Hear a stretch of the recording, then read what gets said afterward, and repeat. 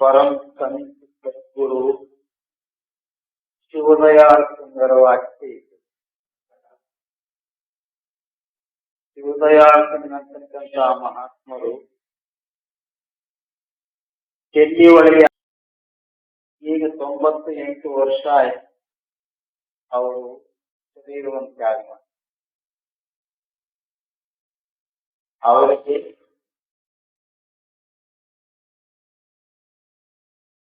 ಅವರ ಗುರುಗಳು ತುಳಸಿದಾಸ್ ಅಂತೇಳಿ ನಮ್ಮ ಗುರುದೇವರಾದಂತಹ ರಾಮಕೃಷ್ಣ ಪರಮಹಂಸರ ಸಹವಾಸದಲ್ಲಿ ಇದ್ದವರು.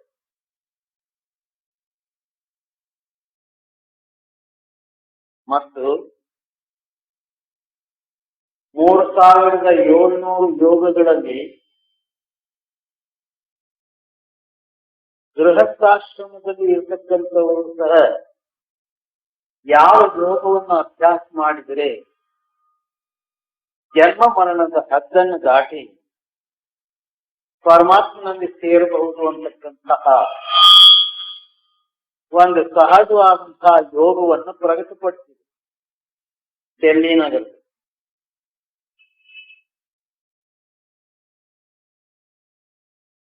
ಆ ಯೋಗದ ರಹಸ್ಯವೇನಿದೆ ಅಂದ್ರೆ ನಾದಾನುಸಂಧಾನ ಯೋಗ ಅಂತ ಇದಕ್ಕೆ ಹೆಸರು. ಶಬ್ದ ಬ್ರಹ್ಮ ಯೋಗ ಅಂತೇಳಿ ಕೂಡ ಕರೀತಾರೆ.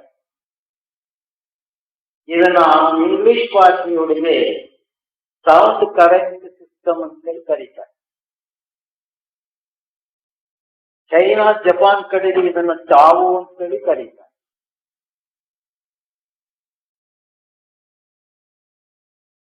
ಇದು ಎಲ್ಲಾ ಯೋಗಗಳಿಗಿಂತಲೂ ಸುಲಭವಾದದ್ದು. 5 ವರ್ಷದ ಬಾಲಕನಿಂದ ಹಿಡಿದು 95 ವರ್ಷದ ಮುದುಕನವರೆಗೂ ಈ ಯೋಗವನ್ನು ಮಾಡಬಹುದು. ಬಹಳ ಬೇಗ ಇದರಿಂದ ಫಲಿತವನ್ನು ಪ್ರಾಪ್ತ ಮಾಡ್ಕೋಬಹುದು ಅಂತಕ್ಕಂಥ ವಿಚಾರವನ್ನು ಸಿಗ್ತಾನೆ. ಅದಕ್ಕಾಗಿ ಆ ಮಹಾತ್ಮರದ ವಾಕ್ಯ ಅನೇಕ ವೇಳೆ ನಾನು ಇಲ್ಲಿಗೆ ಬಂದು ಹೇಳಿದ್ದೇನೆ. ಹಳಬರಿದ್ರೆ ಜ್ಞಾಪಕ ಇರ್ತದೆ, ಹೊಸಬರಿದ್ರೆ ಗೊತ್ತಿರುವುದಿಲ್ಲ. ಅದನ್ನು ನಾನು ಮತ್ತೆ ರಿಪೀಟ್ ಮಾಡಿ ನಿಮಗೆ ಹೇಳ್ತಾ ಇದ್ದೇನೆ. ಅದನ್ನೇ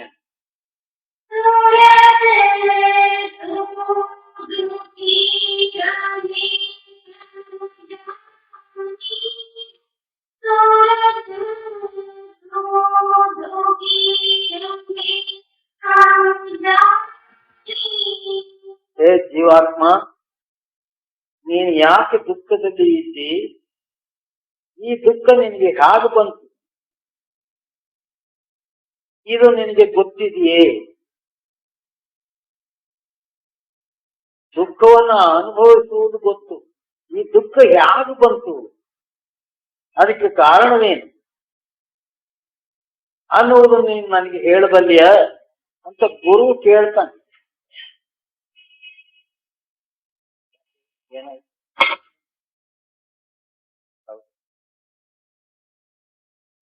ಅಂದ್ರೆ ಈ ಬೆಳೆದ ಸರಿಯಾಗಿಲ್ಲ. ಇದು ರೆಕಾರ್ಡ್ ಮಾಡ್ತೀರಾ?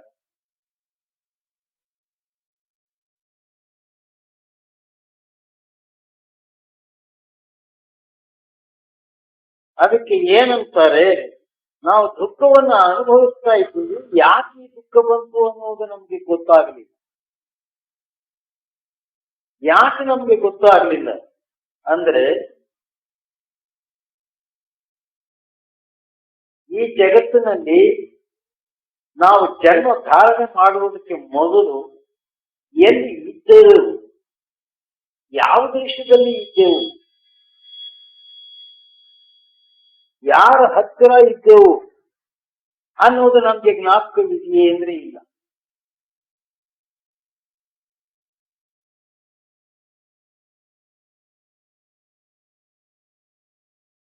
ಇದೆಯಾ ಜ್ಞಾಪಕ? ಒಂದೊಂದು ಸರ್ತಿ ನಾವಿರುವ ಬಳ್ಳಾರಿಯನ್ನೇ ನಮ್ಮ ಪ್ರಪಂಚದ ಚಿಂತೆಯಲ್ಲಿ ಮರ್ತ್ಕೊಳ್ಬಿಡ್ತೀವಿ. ಇನ್ನು ಎಷ್ಟು ಯುಗಗಳು ಜನ್ಮಗಳು ಆಗಿ ಹೋಯ್ತು, ನಾವು ನಮ್ಮ ಸ್ವಂತ ದೇಶವನ್ನ ಸ್ವಗ್ರಾಮವನ್ನ ಬಿಟ್ಟು ಬಂದು ಅದರ ಅಡ್ರೆಸ್ಸೇ ನಮ್ಗೆ ಗೊತ್ತಿಲ್ಲ. ಈಗ ಮರ್ತೋಗ್ಬಿಟ್ಟಿದ್ದೀವಿ. ನಮ್ಗೆ ಮರುವೇ ಮನೆಯ ದೇವರು. ಈಗ ಆ ಸ್ಥಾನವನ್ನು ನಾವು ಬಿಟ್ಟು ಬಂದಿದ್ದು ಮೊದಲು ತಪ್ಪು. ಮತ್ತೆ ಇಲ್ಲಿಗೆ ಬಂದ ಮೇಲೆ ನಾನು ಯಾರು ಅನ್ನುವುದನ್ನು ಮರೆತು ಹೋಗಿದ್ದು ಎರಡನೇ ತಪ್ಪು. ಈ ಎರಡು ತಪ್ಪುಗಳಿಗೆ ಶಿಕ್ಷೆ ಏನಪ್ಪಾ ಅಂದ್ರೆ ಮತ್ತೆ ಪ್ರಪಂಚದಲ್ಲಿ ಹುಟ್ಟುವುದು, ಬರುವುದು, ಅನೇಕ ವಿಧವಾದಂತಹ ದುಃಖ ಕ್ಲೇಶಾದಿಗಳನ್ನ ಅನುಭವಿಸುವುದು, ತಿರುಗು ಅದೇ ಮರವಿನಲ್ಲಿಯೇ ಹೊರಟು ಹೋಗುವುದು. ನಾವು ಎಲ್ಲಿಗೆ ಹೋಗ್ತೇವೆ ಅನ್ನುವುದು ಕೂಡ ನಮ್ಗೆ ಗೊತ್ತಿಲ್ಲ. ಯಾರನ್ನಾದ್ರೂ ಚಿಂತೆಯೊಳಗೆ ದುಃಖದಲ್ಲಿ ಇರುವವ್ರನ್ನ ಕೇಳ್ರಿ, ಏನಪ್ಪಾ ಹೀಗೆ ಅಂದ್ರೆ, ಅಯ್ಯೋ ಬದುಕಬಾರ್ದಯ್ಯ, ಸತ್ತು ಹೋಗ್ಬಿಡ್ಬೇಕು, ಏನಿಲ್ಲ ಹಾಳು ಸಂಸಾರ ಅಂತೇಳಿ. ನೀವೆಲ್ಲ ಸಂಸಾರವನ್ನು ಅನುಭವಿಸಿದವರೇ ಅಲ್ವೇ? ಅದ್ರೊಳಗೆ ಏನಾದ್ರೂ ಬೇಸರಿಕೆ ಬಂದಿದ್ಯಾ ನಿಮಗೆ? ಇದು ಸಾಕಪ್ಪ ಅನ್ಸಿದ್ಯಾ?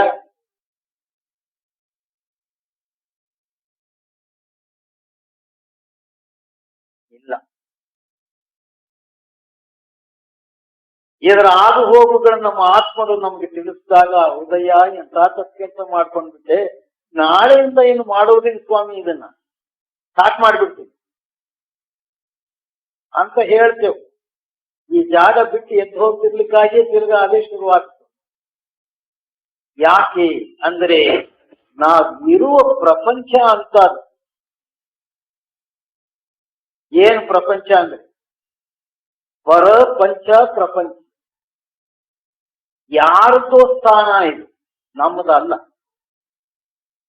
ಯಾರೋ 5 ಮಂದಿಗಳಿಂದ ಕೂಡಿದ್ದ ತಯಾರು ಮಾಡಿರ್ತಕ್ಕಂತಹ ಪ್ರಪಂಚ. ಗಾಳಿ, ಬೆಂಕಿ, ನೀರು, ಆಕಾಶ, ಭೂಮಿ, ತತ್ವಾದಿಗಳಿಂದ ತ್ರಿಗುಣಗಳಿಂದ ಕೂಡಿದ್ದು, 25 ಪ್ರಕೃತಿ ಗುಣಗಳಿಂದ ಕೂಡಿದ್ದು, ಮತ್ತೆ ಮಾಯಾ ಮನಸ್ಸ ಅಹಂಕಾರದಿಂದ ಕೂಡಿದ್ದು. ಅಂದ್ರೆ ಇದು ನಮ್ಮದಲ್ಲ, ಇದು ಯಾರೋ ಪರಾಯಿಕರ ರಾಷ್ಟ್ರ, ದೇಶ. ಇಲ್ಲಿ ನಮ್ಮ ಇಚ್ಛೆಯಂತೆ ಏನೂ ನಡೆಯುವುದಿಲ್ಲ. ಭಗವದ್ಗೀತೆಯಲ್ಲಿ ಕೃಷ್ಣ ಏನಂತಾನೆ ಅರ್ಜುನನಿಗೆ, ಇದು ಕಾಲನ ರಾಜ್ಯ. ನೆಗೆಟಿವ್ ಪವರ್ ಏನಿದೆಯೋ ಅದರದಪ್ಪ ಈ ಪ್ರಪಂಚ. ಆ ಕಾಲಶಕ್ತಿ ಇದರ ಮೇಲೆ ಯಜಮಾನಿಕೆ ಇಟ್ಕೊಂಡು ಜೀವಿಗಳನ್ನ ತನ್ನ ಸ್ವಾಧೀನದಲ್ಲಿ ತಕೊಂಡು ತನ್ನ ಇಷ್ಟಾನುಸಾರದಂತೆ ಕುಣಿಸ್ತಾ ಇದ್ದಾನೆ, ಆಡಿಸ್ತಾ ಇದ್ದಾನೆ. ಅವನ ಹಿಡಿತದಿಂದ ಬಿಡಿಸಿಕೊಳ್ಳುವುದಕ್ಕಾಗಿ ಋಷಿ ಮುನಿಯಾದಿಗಳು ಏನೇನೋ ತಪಶ್ಚರ್ಯಗಳು, ಯಾಗ, ಯಜ್ಞ, ಹೋಮ, ಜಪಾದಿಗಳನ್ನೆಲ್ಲ ಮಾಡಿ ಅವೆಲ್ಲವೂ ನಿಷ್ಫಲವಾಯಿತು. ಯಾಕೆ ಅಂದ್ರೆ ಆ ಯೋಗ, ಜಪ, ತಪಗಳನ್ನೆಲ್ಲ ಸೃಷ್ಟಿ ಮಾಡಿದ್ದು ಆ ನೆಗೆಟಿವ್ ಫೋರ್ಸೇ, ಆ ವಿರೋಧ ಶಕ್ತಿಯೇ, ಆ ಕಾಲಶಕ್ತಿಯೇ. ಅದಕ್ಕೆ ನಾವು ದಾಸರಾಗಿರುವುದರಿಂದ ಅದರಿಂದ ನಾವು ಬಿಟ್ಕೊಳ್ಳಿಕ್ಕೆ ಬರುವುದಿಲ್ಲ. ಆ ಶಕ್ತಿಯ ಅಧೀನದಲ್ಲಿ ಪ್ರಪಂಚ ನಡೀತಾ ಇದೆ. ಇದರೊಳಗೆ ನಾವು ಬಂದುಕೊಂಡಿದ್ದೀವಿ.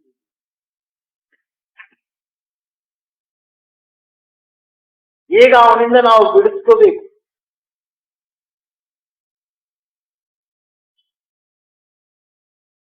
ಆ ಬಿಡಿಸ್ಕೊಳ್ಳುವ ಉಪಾಯವೇನು ಅಂದರೆ ಮಹಾತ್ಮರಲ್ಲಿ ಹೋಗಿ ನಾವು ಸತ್ಸಂಗವನ್ನು ಕೇಳಬೇಕು. ಪುರಾಣ, ಇತಿಹಾಸ, ಯಾವುದೋ ಚರಿತ್ರೆಗಳು, ಸತ್ತೋರ್ದು, ಅವ್ರದ್ದು ಇವ್ರದ್ದು ಕೇಳಿದ್ರೆ ಅದು ನಮ್ಗೆ ಲಾಭವಾಗುವುದಿಲ್ಲ. ಅವೆಲ್ಲ ಅವರುಗಳಿಗೆ ಸಂಬಂಧಪಟ್ಟಿದ್ದು, ಅದಾಗಿ ಹೋಯ್ತು. ಕಬೀರದಾಸರು ಒಂದು ಕಡೆಗೆ ಏನಂತಾರೆ, ದಶರಥನ ಮಗ ರಾಮ ಅಂತಕ್ಕಂಥ ಅವನು ಪ್ರಪಂಚದಲ್ಲಿ ಬಂದ, ಅವನು ಕೆಲಸ ಅವನು ಮಾಡ್ಕೊಂಡ, ಅವನು ಹೊರಟೋಗ್ಬಿಟ್ಟ. ಅವನ್ನ ಇವಾಗ ಬಾ ಅಂದ್ರೆ ಬರುವುದಿಲ್ಲ. ಯಾಕೆಂದ್ರೆ ರಾಮನ ವಿಚಾರ ಮಾಡಿದ್ವಿ, ಅವನು ಯಾರು ಮುಖೇನ ಬಂದ ಅಂದ್ರೆ ಆ ದಶರಥನ ಮುಖೇನ ಬಂದ. ಆ ದಶರಥನ ವಿಚಾರ ನಾವೇನಾದ್ರೂ ಮಾಡಿದ್ದೇವ ಅಂದ್ರೆ ಇಲ್ಲ. ಕೇಳಿದ್ರೆ ಏನಂತೇಳಿ ಅವನು ಒಂದು ಸ್ಥಾನಕ್ಕೆ ರಾಜನಾಗಿದ್ದ ಅಂದಿದ್ದೇವೆ. ಹಾಗೆ ಇಲ್ಲ. ದಶರಥ ಅಂದ್ರೆ ನಮ್ಮ ಶರೀರದಲ್ಲಿ, ಈ ಶರೀರ ಅನ್ನುವ ನಗರಕ್ಕೆ ನಮ್ಗೆ ಗೊತ್ತಾಗುವ ಹಾಗೆ 9 ದ್ವಾರಗಳಿದೆ. 10ನೇ ದ್ವಾರ ನಮ್ಗೆ ಗೊತ್ತಿಲ್ಲ. 9 ದ್ವಾರಗಳು ಗೊತ್ತು. 10ನೇ ದ್ವಾರ ಇದೆ ಅನ್ನುವುದನ್ನು ಮಹಾತ್ಮರು ನಮಗೆ ತಿಳಿಸ್ತಾರೆ. ಎಲ್ಲಿ ತಿಳಿಸ್ತಾರೆ? ಸತ್ಸಂಗದಲ್ಲಿ ತಿಳಿಸ್ತಾರೆ. ಉಪನ್ಯಾಸದಲ್ಲಿ ಇದು ತಿಳಿಯೋದಕ್ಕೆ ಬರುವುದಿಲ್ಲ. ಪುರಾಣದಲ್ಲಿ ಇದು ಇಲ್ಲ. ನಾವು ರಾಮಾಯಣ ಮಹಾಭಾರತ ಹುಡುಕಿದ್ರೆ ಸಿಕ್ಕುವುದಿಲ್ಲ. ಇದಕ್ಕೆ ಮಹಾತ್ಮರ ಚರಿತ್ರೆಯು, ಚೈತನ್ಯ ರೂಪಿಯಾದಂತಹ ಜೀವದಿಂದ ಕೂಡಿರ್ತಕ್ಕಂತಹ ಮಹಾತ್ಮರ ಸಾಂಗತ್ಯ ಸ್ನೇಹವು ಇದ್ದರೆ ಮಾತ್ರ ಈ 10ನೇ ದ್ವಾರ ಯಾವುದು ನನ್ನಲ್ಲಿ ಇದೆ ಅನ್ನುವುದನ್ನು ತಿಳಿಯಬಹುದು. ಆ 10ನೇ ದ್ವಾರವನ್ನು ತಿಳಿಸ್ತಾರೆ. ನಾವು ಈ ನವದ್ವಾರವನ್ನು ದಾಟಿ 10ನೇ ದ್ವಾರಕ್ಕೆ ಹೋಗುವುದು ಹೇಗೆ ಅನ್ನೋ ಯೋಗವನ್ನು ತಿಳಿಸ್ತಾರೆ. ಈಗ ನಾನು ಹೇಳಿದಂಗೆ 3000 ಚಿತ್ರ ಯೋಗಗಳಲ್ಲಿ ಇದು ನಿಜವಾದ ಯೋಗ.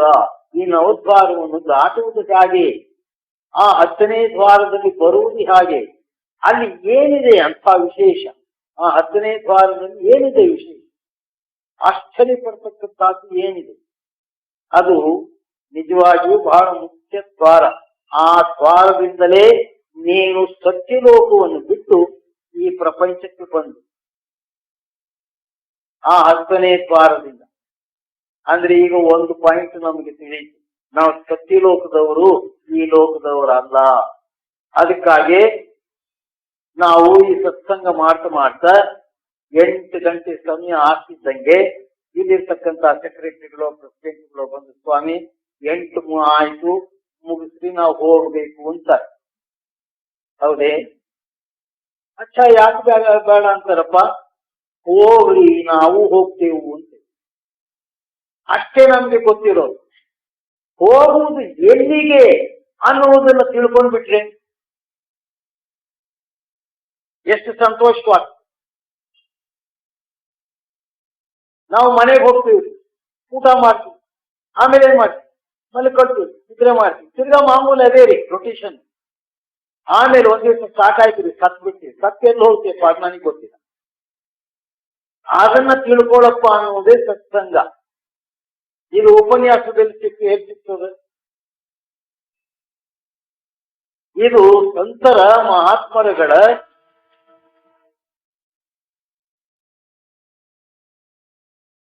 ಪರವಾಗಿಲ್ಲ, ಅದು ಹಿಂದೆ ಹೋದ್ರು ನಾನು ಮಾತಾಡೋದು ಕೇಳಿಸುತ್ತಲ್ಲ.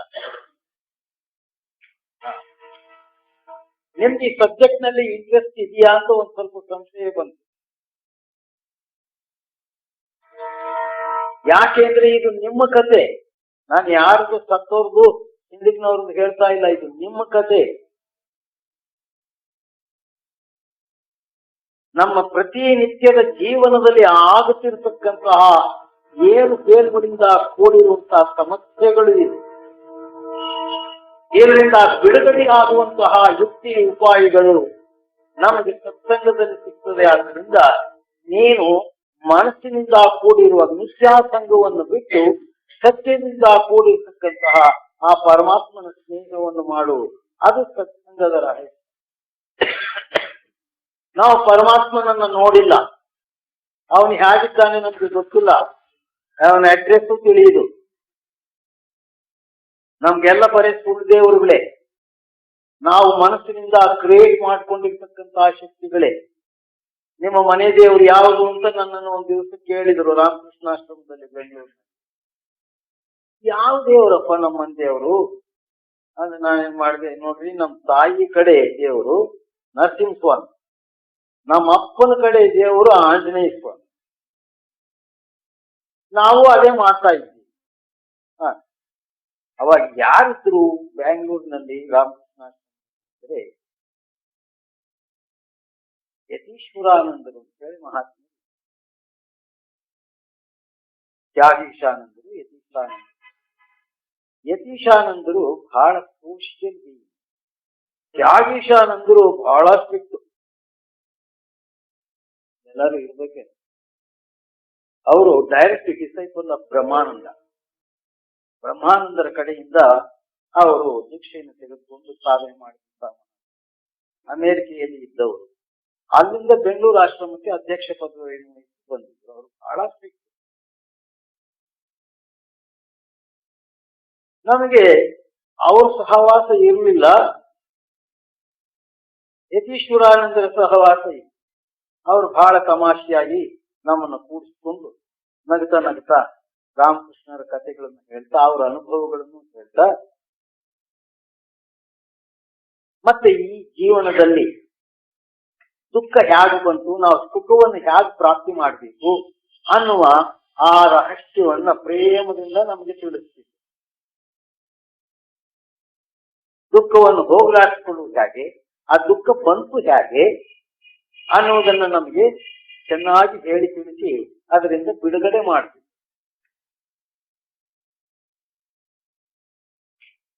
ಹಾಗೆ ಸಾಧು ಸಂತ ಮಹಾತ್ಮರಲ್ಲಿ ಹೋದಾಗ ನಮಗೆ ಇನ್ನೊಂದು ದೇವರು ಬೇಕು ಅನಿಸುವುದಿಲ್ಲ. ನಮ್ಮ ಜೀವನದ ಆಗು ಹೋಗುಗಳ, ಕಷ್ಟಗಳ, ದುಃಖ ಕ್ಲೇಶಾದಿಗಳಲ್ಲಿ ತಾವು ಭಾಗವಹಿಸಿ ಅದರಿಂದ ಮೇಲಕ್ಕೆ ತಂದು ಆ ಶಾಂತಿಯನ್ನು ಸ್ಥಾನಕ್ಕೆ ಕರೆದು ಹೋಗ್ತಾರಲ್ಲ, ಅವರೇ ನಮ್ಗೆ ದೇವರು. ಅದಕ್ಕಾಗಿ ನಾವು ಏನ್ ಪ್ರಾರ್ಥನೆ ಮಾಡ್ತೇವೆ? ಗುರು ಬ್ರಹ್ಮ, ಗುರು ವಿಷ್ಣು, ಗುರು ದೇವೋ ಮಹೇಶ್ವರ, ಗುರು ಸಾಕ್ಷಾತ್ ಪರಬ್ರಹ್ಮ, ತಸ್ಮೈ ಶ್ರೀ ಗುರುವೇ ನಮಃ ಅಂತೇವೆ. ಸದ್ಗುರು ಹರಿಹರ ಬ್ರಹ್ಮಾದಿಗಳಿಗೂ ಬೇಕಾದವನು. ಹರಿಹರ ಬ್ರಹ್ಮಾದಿಗಳೇ ಗುರು ಅಂತೇಳಿ ಭಾವಿಸ್ತೇವೆ, ಅಲ್ಲ. ಹರಿಹರ ಬ್ರಹ್ಮಾದಿಗಳಿಗೂ ಆತನು ಬೇಕಾದವನು. ಅವ್ರಿಗೇನು ಬಂದಿತ್ತಪ್ಪ ಆ ಕಷ್ಟ? ನಮಗಾದ್ರೆ ಶನಿಕಾಟ, ತ್ರಿಮೂರ್ತಿಗಳಿಗೆ ಏನ್ ಕಾಟ ರೀ? ಅವ್ರಿಗೂ ಇತ್ತು, ನಮ್ಗಿಂತಲೂ ಹೆಚ್ಚಿತ್ತು. ಅವ್ರದೆಲ್ಲ ಶರೀರಗಳು ಭೋಗ ಶರೀರ, ನಮ್ಮದೇ ಯೋಗ ಶರೀರ. ಎಲ್ಲಿ ಭೋಗವಿರ್ತದೋ ಅಲ್ಲಿ ರೋಗವಿರುತ್ತೆ, ರೋಗವೆಲ್ಲಿದೆಯೋ ಅಲ್ಲಿ ಭಯವಿರ್ತದೆ, ಎಲ್ಲಿ ಭಯವಿರ್ತದೋ ಅಲ್ಲಿ ಮರಣವಿರ್ತದೆ. ಅಂದ್ರೆ ತ್ರಿಮೂರ್ತಿಗಳಿಗೂ ಸಹ ಆ ಕಾಲಶಕ್ತಿ, ಆ ನೆಗೆಟಿವ್ ಫೋರ್ಸು ತನ್ನ ಅಧೀನದಲ್ಲಿ ಹಿಡ್ಕೊಂಡಿತ್ತು. ಅವರುಗಳು ಕೂಡ ಅದನ್ನ ಬಿಡಿಸ್ಕೊಳ್ಳಿಕ್ಕಾಗಿ ಗುರುವನ್ನ ಆಶ್ರಯಿಸಿದರು, ಸದ್ಗುರುವಿನಲ್ಲಿ ಪ್ರಾರ್ಥನೆ ಮಾಡಿದರು. ಗುರು ಕರುಣಾಮೂರ್ತಿ, ದಯಾಳುವು. ಅವನೇನ್ ಮಾಡ್ದ? ಅವರಿಗೂ ಕೂಡ ಸೂಕ್ಷ್ಮವಾದಂತಹ ಈ ಮಾರ್ಗವನ್ನು ತೋರಿಸಿತು. ಯಾವ ಮಾರ್ಗವನ್ನ? ಈ ನಾಥಾನುಸಂಧಾನ ಯೋಗದ ಮಾರ್ಗವನ್ನು ತೋರಿಸಿತು. ಅದನ್ನ ಅನುಭವಿಸಿ ಅವರು ಏನಂತಾರೆ? ನೀನು ಪಾರಬ್ರಹ್ಮ. ಹೇ ಗುರುವೇ, ನೀನು ಬರೇ ದೇವರಲ್ಲ, ಪಾರಬ್ರಹ್ಮನು ನೀನು. ಅಂದ್ರೆ ಏನರ್ಥ? ಒಂದು ಬ್ರಹ್ಮ ಸೃಷ್ಟಿ ಮಾಡ್ತದೆ, ಇನ್ನೊಂದು ಬ್ರಹ್ಮಶಕ್ತಿ ಆ ಸೃಷ್ಟಿಯಿಂದ ನಮ್ಮನ್ನ ಬಿಡುಗಡೆ ಮಾಡಿ ಸ್ವತಂತ್ರವನ್ನು ಕೊಡ್ತದೆ. ಅಂದ್ರೆ ನಮ್ಮಲ್ಲಿ ಎರಡು ಬ್ರಹ್ಮಗಳು ಕೆಲಸ ಮಾಡ್ತಾ ಇದೆ ಅಂತ. ಈ ನೇತ್ರದಿಂದ ಕೆಳಗೆ ಒಂದು ಬ್ರಹ್ಮಶಕ್ತಿ ಕೆಲಸ ಮಾಡ್ತಾ ಇದೆ, ಈ ನೇತ್ರದಿಂದ ಮೇಲಕ್ಕೂ ಒಂದು ಬ್ರಹ್ಮಶಕ್ತಿ ಕೆಲಸ ಮಾಡ್ತಾ ಇದೆ. ಈ ನೇತ್ರದಿಂದ ಕೆಳಕ್ಕೆ ಮಾಡ್ತಿರ್ತಕ್ಕಂಥ ಬ್ರಹ್ಮಶಕ್ತಿ ಅದೇ ನೆಗೆಟಿವ್ ಫೋರ್ಸ್. ಈ ನೇತ್ರದಿಂದ ಮೇಲ್ಭಾಗದಲ್ಲಿ ಏನ್ ಕೆಲಸ ಮಾಡ್ತಾ ಇದೆಯೋ ಅದು ಪಾಸಿಟಿವ್. ಒಂದು ದಯಾಶಕ್ತಿ, ಒಂದು ನಿರ್ದಯ ಶಕ್ತಿ ಅಂತ ಹೇಳಿ ಕರೀಬಹುದು. ಅವುಗಳಲ್ಲಿ ಸಿಕ್ಕಿದಂತಹ ದೇವಿ ದೇವತ್ಯಾದಿಗಳು ಕೂಡ ಗುರುವಿಗೆ ಪ್ರಾರ್ಥನೆ ಮಾಡ್ತಾ ಇದ್ದಾರೆ. ಅಂದ್ರೆ ನಮ್ಮ ದೇವರು ಯಾರು? ಇನ್ನು ನಮ್ಮ ಮಂದೇವರು ಅಂತ ಹೇಳಿ ಹುಡ್ಕೊತ ಹೋಗ್ತೀವಿ, ಎಲ್ಲೆಲ್ಲೋ ಇದೆ. ಒಂದೊಂದು ತಿರುಪತಿಗೆ ಹೋಗ್ತವೆ, ವೆಂಕಟೇಶ್ವರ ಸ್ವಾಮಿ ನಮ್ಮ ಮನೆ ದೇವರು. ಅಷ್ಟು ದೂರ ಯಾಕೆ ಹೋಗಿ ನಿಂತ್ಕೊಂಡ್ಬಿಟ್ನಪ್ಪ ಅವನು? ನೀವು ವಿಚಾರ ಮಾಡುದು. ಅಲ್ಲಿ ಹೋಗಿ ಯಾಕೆ ನಿಂತ್ಕೊಂಡ್ಬಿಟ್ಟ? ಈ ಒಂದು ಭಕ್ತರು ಬಳ್ಳಾರಿ ಒಳಗಿರುವಾಗ ಇಲ್ಲೇ ಅವನಿಗಿದ್ರೆ ಏನ್ ಸಮಯ ಆಗ್ತಿತ್ತು? ಅಲ್ಲಿ ಹೋಗಿ ಯಾಕೆ ನಿಂತ್ಕೊಂಡ್ಬಿಟ್ಟ? ನಮ್ಮ ದಡ್ಡತನ, ಹುಚ್ಚತನ ನೋಡಿ ಬೇಜಾರಾಗಿ ಅವನು ಹೊರಟಾಗ ಅಲ್ಲಿಗೆ 2-3 ಸತಿ ಅಡ್ಡ ಆಡ್ತೇವೆ, ಅಲ್ಲಿಗೆ ಹೋಗ್ತೇವೆ. ಅಲ್ಲಿ ಅವನ ದರ್ಶನ ಮಾಡ್ಬೇಕಂದ್ರೆ ನಿನ್ನೆ ಏನೋ ಪೇಪರ್ನಲ್ಲಿ ನೋಡಿದ್ದೆ, 3-4 ಕಿಲೋಮೀಟರ್ ಉದ್ದ ನಿಂತ್ಕೋಬೇಕು ಲೈನ್. ಅಷ್ಟು ಬಿಸಿಲು, ಮಳೆ, ಗಾಳಿ, ಚಳಿ ಎಲ್ಲ ಅನುಭವಿಸ್ಕೊಂಡು ಆ ದೇವಸ್ಥಾನದೊಳಗೆ ಹೋದ್ರೆ ಅಲ್ಲಿ ನಾವೇ ತಯಾರು ಮಾಡಿದಂತಹ ಯಮದೂತರುಗಳಿದ್ದಾರೆ. ಒಬ್ಬೊಬ್ಬನು ಈ ಸೈಜ್ ಇರ್ತಾನೆ. ನಾವು ಕೊಟ್ಟು ತುಪ್ಪ, ಖರ್ಜೂರ, ಬಾದಾಮಿ, ಗೋಡಂಬಿ ಪ್ರಸಾದಗಳಿಗೆ ಕೊಡ್ತೀವಲ್ಲ, ಅವೆಲ್ಲ ಅವ್ರು ತಿಂದ್ಬಿಡ್ತಾರೆ.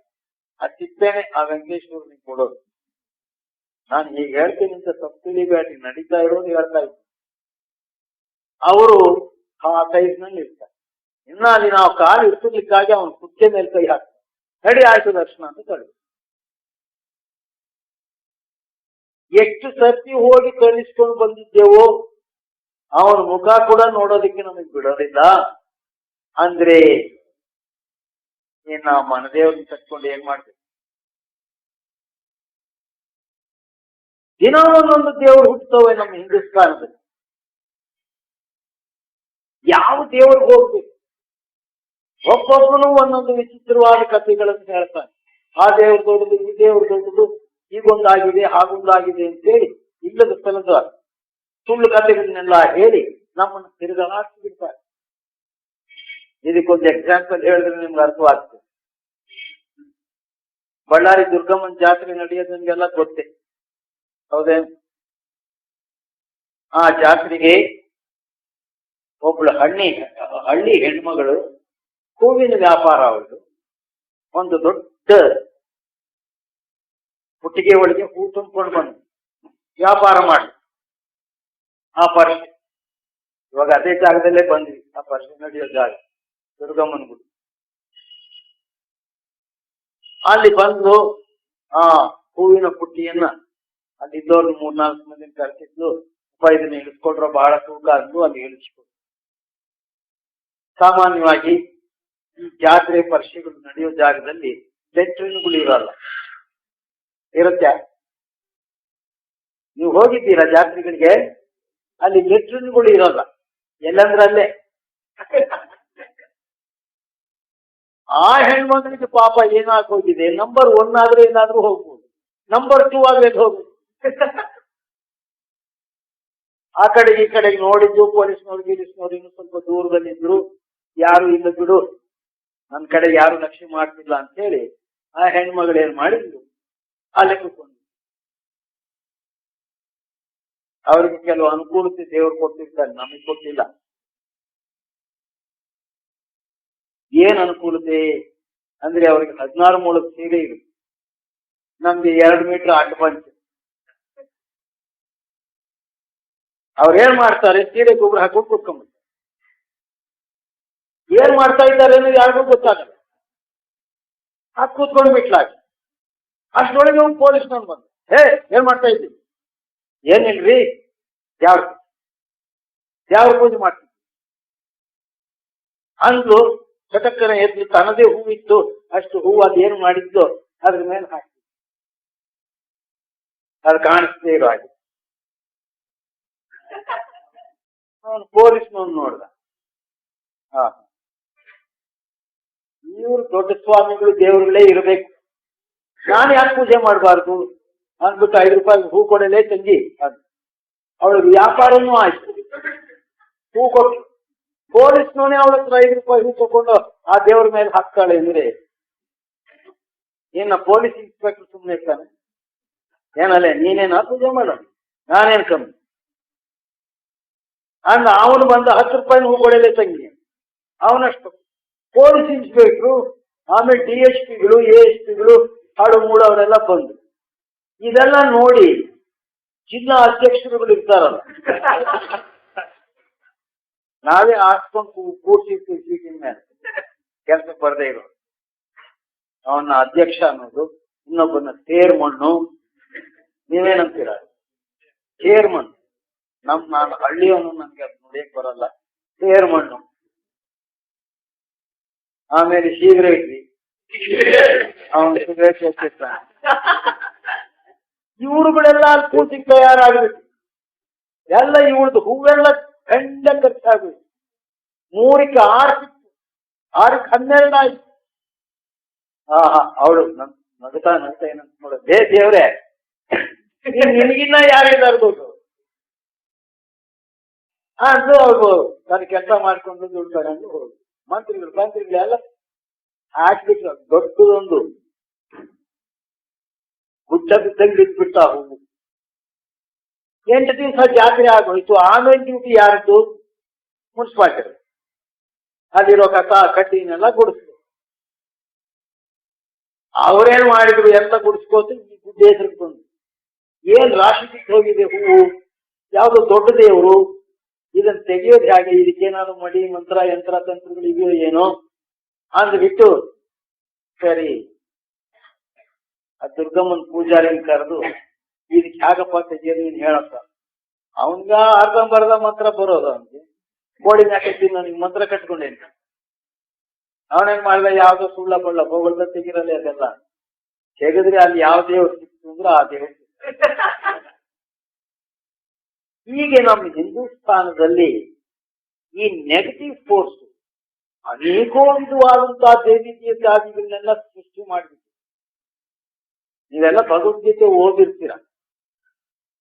ಅದರಲ್ಲಿಯೂ ಕೃಷ್ಣನು ಅರ್ಜುನನಿಗೆ ಇವುಗಳನ್ನೆಲ್ಲ ತೋರಿಸ್ಕೊಡ್ತಾನೆ, ವಿಶ್ವರೂಪ ಸಂದರ್ಶನ ಅಂತ ಹೇಳಿ. ಹೌದೇ?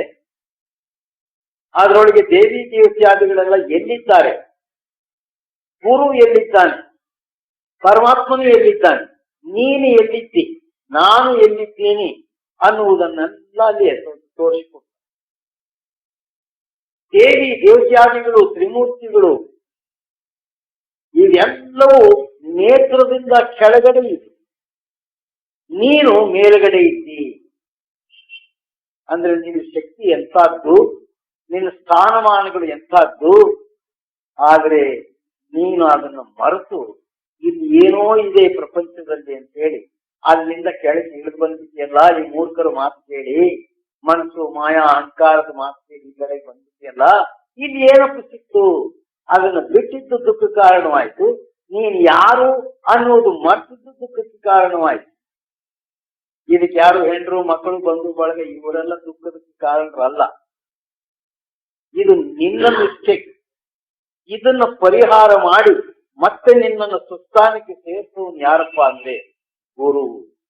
ಅದಕ್ಕೆ ಶಂಕರಾಚಾರ್ಯರು ಏನಂತಾರೆ, ನ ಗುರೋರಧಿಕಂ. ಗುರುವಿನನ್ನ ಬಿಟ್ಟು ಇನ್ನೊಂದು ಯಾವ್ದಾದ್ರೂ ಒಂದು ಶಕ್ತಿ ಇದೆಯೇ ದೊಡ್ಡದು ಅಂದ್ರೆ ಇಲ್ಲಯ್ಯ, ಗುರುವೇ. ರಾಮಕೃಷ್ಣರು ಏನಂತಾರೆ, ತಾನು ಗುರು ಅಂತ ಕೂಡ ಹೇಳ್ಕೊಳ್ಳಿಲ್ಲ. ಸಾಧಾರಣ ಮನುಷ್ಯನಂತೆ ಇದ್ದು ಆ ಅಸಾಧಾರಣ ಸ್ಥಿತಿಯನ್ನು ಹೇಗೆ ಪ್ರಾಪ್ತ ಮಾಡ್ಕೋಬೇಕು ಅನ್ನುವುದನ್ನು ನಮ್ಗೆ ಕಣ್ಣಿಗೆ ಕಾಣುವ ಹಾಗೆ ತಾನು ಆ ಯೋಗವನ್ನು ಮಾಡ್ತಾ, ಇದೇ ನಾಸಾನುಸಂಧಾನ ಯೋಗವನ್ನು ಮಾಡ್ತಾ ಆ ಸ್ಥಿತಿಯನ್ನು ಹೊಂದಿ ನನ್ನಂತವನು ಮಾಡ್ದ ನೀವು ಮಾಡಬಹುದು ಅಂತೇಳಿ ತೋರಿಸ್ತಾರೆ. ಅವರು ತೋರಿಸ್ಕೊಟ್ಟಂತಹ ಯೋಗ, ಅವರ ಉಪದೇಶ ನಾವು ಪಾಲನೆ ಮಾಡಬೇಕು. ನಾವೇನು ಮಾಡ್ತಾ ಇದ್ದೇವೆ, ಅದನ್ನು ಬಿಟ್ಟು ಬರೀ ಫೋಟೋ ಇಟ್ಕೊಂಡು ಪೂಜೆ ಮಾಡ್ತಾ ಇದ್ದೀವಿ. ಇದು ಎಷ್ಟು ತಪ್ಪು ಕೆಲಸ. ನನ್ನನ್ನು ಪೂಜೆ ಮಾಡು ಅಂತ ಹೇಳಿದ್ದಾರೆ ರಾಮಕೃಷ್ಣ? ಯಾವತ್ತೂ ಹೇಳಿ. ಅವ್ರು ಏನ್ ಹೇಳಿದ್ದಾರೆ, ನಾನು ಹೇಳಿದ್ದು ಒಂದು ಆಣೆಯಷ್ಟು. ಅಂದ್ರೆ ಆಣೆ ನಿಮಗೆ ಇವಾಗಿನವ್ರಿಗೆ ಆಣೆ ಅಂದ್ರೆ ಗೊತ್ತಾಗಲ್ಲ, ಇವರಿಗೆ ಪೈಸಾಗಳು ಹೇಳ್ಬೇಕು. 100 ಪೈಸದಲ್ಲಿ 10 ಪೈಸೆಷ್ಟು ನೀನು ಮಾಡಯ್ಯ ಸಾಕು. ನಾನು 100 ಪೈಸಾ ಮಾಡಿರ್ಬೋದು, ನಾನು ಮಾಡಿದ್ರೊಳಗೆ 10 ಪೈಸೆಷ್ಟು ನೀನು ಮಾಡಪ್ಪ ಸಾಕು, ನಾನು ನಿನ್ನ ಜವಾಬ್ದಾರಿಯನ್ನು ತಗೊಳ್ತೀನಿ ಎಂದಿದ್ದಾನೆ. ಯಾರು? ರಾಮಕೃಷ್ಣ ಪರಮಹಂಸ. ಹಾಗೆ ಯಾವ್ದಾದ್ರು ದೇವರುಗಳು ಬಂದು ನಮ್ಗೆ ಹೇಳಿದವ, ನಿನ್ ಜವಾಬ್ದಾರಿ ನನ್ಗಿರ್ಲಿ ಅಂತ. ಇದನ್ನ ವಿಚಾರ ಹೇಳಿದ್ರೆ ಕೆಲವರಿಗೆ ಬೇಸರಿಕೆ ಆಗ್ಬೋದು, ಏನು ಇವ್ರು ಖಂಡನೆ ಮಾಡ್ತಾ ಇದ್ದಾರೆ. ಇದು ಖಂಡನೆ ಅಲ್ಲ, ಮಂಡನೆಯೂ ಅಲ್ಲ. ಇದು ನಮ್ಮ ನಿತ್ಯ ಜೀವನದಲ್ಲಿ ನಡೀತಿರ್ತಕ್ಕಂತಹ ಏರುಪೇರುಗಳ ಸಮಸ್ಯೆ. ಇದನ್ನು ಮೊದಲು ಪರಿಹಾರ ಮಾಡ್ಕೋಬೇಕು. ಅದಕ್ಕಾಗಿ ನಾವು ಗುರುವಿನಲ್ಲಿ ಹೋಗಬೇಕು. ಸದ್ಗುರುವಿನಲ್ಲಿ ಹೋಗಿ ಅವನು ಬೋಧೆಯನ್ನು ಕೇಳಬೇಕು, ಶ್ರದ್ಧೆಯಿಂದ ಕೇಳಬೇಕು. ಆಮೇಲೆ ಅವನು ನಮ್ಗೆ ಏನು ಕೊಡ್ತಾನೆ ಅದನ್ನ ನಿಷ್ಠೆಯಿಂದ ಪ್ರತಿನಿತ್ಯವೂ ಅಭ್ಯಾಸ ಮಾಡಬೇಕು. ಕೃಷ್ಣನ ಸಂಗತ ಮಾಡಿದ್ರೆ ಕೃಷ್ಣ ಏನು ಕೊಟ್ಟ ಅರ್ಜುನನಿಗೆ? ತ್ರೈಗುಣ್ಯ ವಿಷಯೋ ವೇದ ತ್ರೈಗುಣ್ಯೋ ಭವಾರ್ಜುನ ಅಂತ. ಅವನಿಗೆ ಯಾವುದೋ ಮಂತ್ರಗಿಂತ ಮೊದಲು ಕೊಡ್ಲಿಲ್ಲ. ಮೊದಲು 3 ಗುಣವನ್ನು ದಾಟಿ ನಿನ್ನ ಜಾಗದಲ್ಲಿ ಬಂದು ನೀನು ಕೂತ್ಕೋ, ಅಲ್ಲಿ ನಿನಗೆ ಹೇಳ್ತೀನಿ ಎಂದ. ಅಲ್ಲಿ ಹೇಳ್ದ ಯಾವ್ದನ್ನ? ಉತ್ತರ ಗೀತೆಯನ್ನು ಅಲ್ಲಿ ಹೇಳ್ದ. ಉತ್ತಂದ್ರೆ ಸಂಸ್ಕೃತ ಭಾಷೆಯಲ್ಲಿ, ಹಿಂದಿ ಭಾಷೆಯಲ್ಲಿ ಮೇಲೆ ಅಂತ. ಅಂದ್ರೆ ಈ ಕೆಳಗಿನ ಸ್ಥಾನಗಳನ್ನೆಲ್ಲ ಬಿಟ್ಟು ಈ ಮೇಲಿನ ಸ್ಥಾನ ಇಲ್ಲೇ ಅದು, ಈ ಸೂಕ್ಷ್ಮ ಆಕಾಶ. ಅಲ್ಲಿಗೆ ನೀನು ಬಾರಯ್ಯ. ಅಲ್ಲಿ ನಿನಗೆ ನಾನು ಆ ಇನ್ನರ್ ಸೀಕ್ರೆಟ್ ನಿಂದ ಕೂಡಿರ್ತಕ್ಕಂತಹ ಮೋಕ್ಷ ಅಥವಾ ಮುಕ್ತಿಯನ್ನು ಪಡೆಯುವ ಉಪಾಯದಿಂದ ಕೂಡಿರುವ ಗೀತೆಯನ್ನು ನಿನಗೆ ಹೇಳ್ತೇನೆ. ಆ ಗೀತೆ ಹೇಗಿದೆ? ಅದೊಂದು ಮೆಲೋಡಿಯಸ್ ಸೌಂಡ್. ಭಗವದ್ಗೀತಾ ಹೇಗಿದೆ ಅಂದ್ರೆ ಅದನ್ನು ರಾಗಾತ್ಮಕವಾಗಿ, ತಾಳಬದ್ಧವಾಗಿ, ಸಾಹಿತ್ಯ ರೀತಿಯಿಂದ ಹಾಡಿದರೆ ಅದೊಂದು ಮಹಾನ್ ಸಂಗೀತವಾಗುತ್ತೆ. ಅಂದ್ರೆ ಅದು ದಿವ್ಯ ಆಕರ್ಷಿತಪಡಿಸುವಂತಹ ನಾದ, ಸೌಂಡ್. ಅದಕ್ಕಾಗಿ ಪಾಶ್ಚಿಮಾತ್ಯ ದೇಶಸ್ಥರು ಇದನ್ನು ಸೌಂಡ್ ಕರೆಂಟ್ ಸಿಸ್ಟಮ್ ಅಂತ ಕರೆದು, ಅದನ್ನ ನಮಗೆ ಈ ಬೃಹಮಧ್ಯ ಸ್ಥಾನದಲ್ಲಿ ಕೇಳುವ ಹಾಗೆ ಮಾಡ್ತಾನೆ. ಅಲ್ಲಿ ನಡೀತಿರ್ತಕ್ಕಂತಹ ದಿವ್ಯ ಆ ಭಗವಂತನ ಆ ಮೆಲೋಡಿಯಸ್ ಸೌಂಡ್ ನ ಕೇಳು. That is what we called Omkara. ಆ ಓಂಕಾರದ ಧ್ವನಿಯನ್ನು ನೀನು ಕೇಳು. ಅದು ಇಲ್ಲಿ ನಡೀತಾ ಇದೆ, ಈ ಬೃಹಮಧ್ಯ ಸ್ಥಾನದಲ್ಲಿ ನಡೀತಾ ಇದೆ. ಇಲ್ಲಿಗೆ ಬಂದ್ರೆ ನೀನು ಕೇಳ್ತಿ. ಅದಕ್ಕಾಗಿ ಕೆಳಗಿನ 9 ದ್ವಾರಗಳನ್ನ ನೀನು ಮುಚ್ಚಿ ಈ 10ನೇ ದ್ವಾರವನ್ನು ತೆಗೆದು ಅಲ್ಲಿ ಬಾರಪ್ಪ ಅಂತ.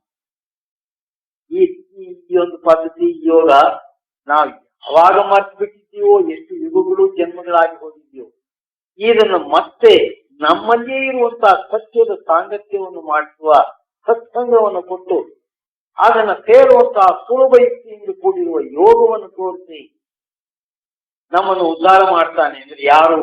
ಅವನೇ ಗುರು. ಆ ಗುರುವಿಗೆ ಬಿಟ್ಟು ಇನ್ನೊಂದು ದೈವ ಇದೆಯಂದ್ರೆ ಇಲ್ಲ. ಇನ್ನೆಲ್ಲ ಬರೀ ನಮ್ಮ ಕಲ್ಪನೆಯ ದೇವರುಗಳೇ. ಅದಕ್ಕಾಗಿ ಗುರು ಭಕ್ತಿ ಮಾಡು. ಪೈಲೇ ಗುರು ಭಕ್ತಿ, ದೂಸರಾ ನಾಮ್, ತೀಸರಾ ಶಬ್ದ, ಚೌಥಾ ಮುಕ್ತಿ ಪದ ಅಂದ್ರು ಮಹಾತ್ಮರು. ಮೊದಲು ಗುರು ಭಕ್ತಿಯನ್ನು ಮಾಡು.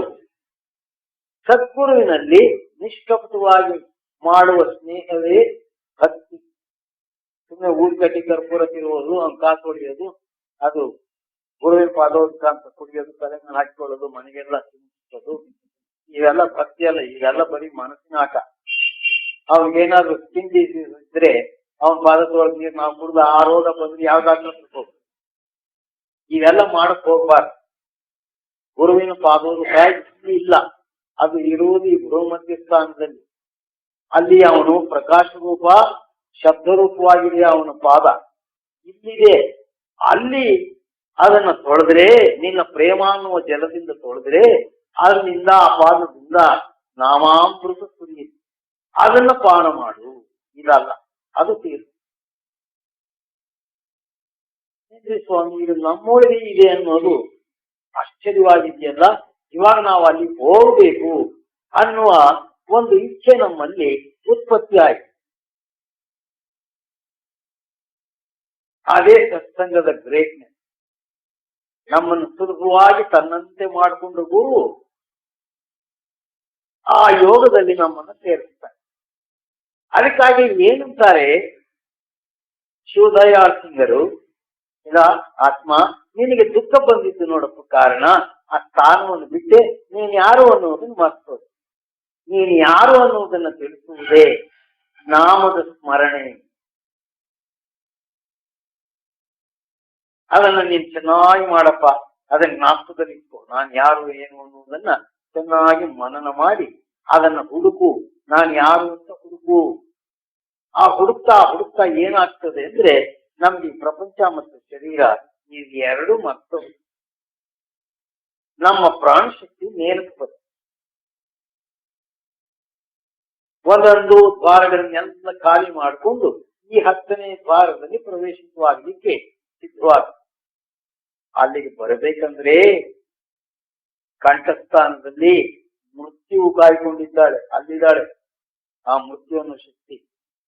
ಅದಕ್ಕಾಗಿ ಪ್ರಾಣ ಹೋಗುವಾಗ ಗೊರಗೊರ ಅನ್ನೋದು ಮಾತುಗಳು ಬರಲ್ಲ. ಕಫ ಪಿತ್ತ ಶ್ಲೇಷ್ಮಗಳು ಕಟ್ಕೊಂಡ್ಬಿಟ್ಟಿರುತ್ತೆ. ಎಲ್ಲ ನೋಡ್ತಾ ಇರ್ತೀವಿ, ಮಾತಾಡೋಣ ಅಂದ್ರೆ ಮಾತು ಬರೋಲ್ಲ, ಅಲ್ಲಿ ಹಿಡಿದಾಕ್ಬಿಟ್ಟಿರ್ತಾಳೆ.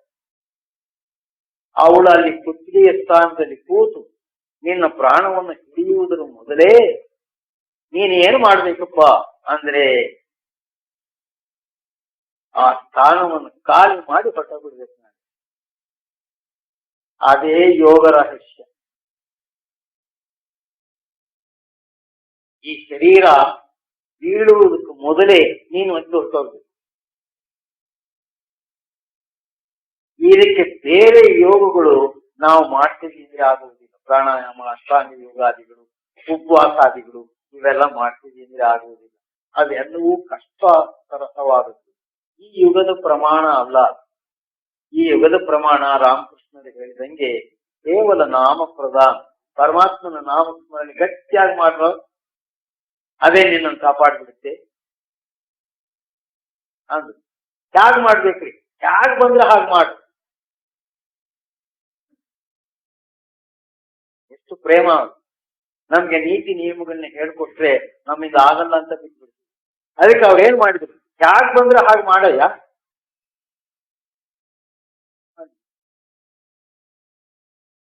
ಈ ಮಾತು ಕೇಳಿ ವಿವೇಕಾನಂದ ನಗ್ತಾನೆ.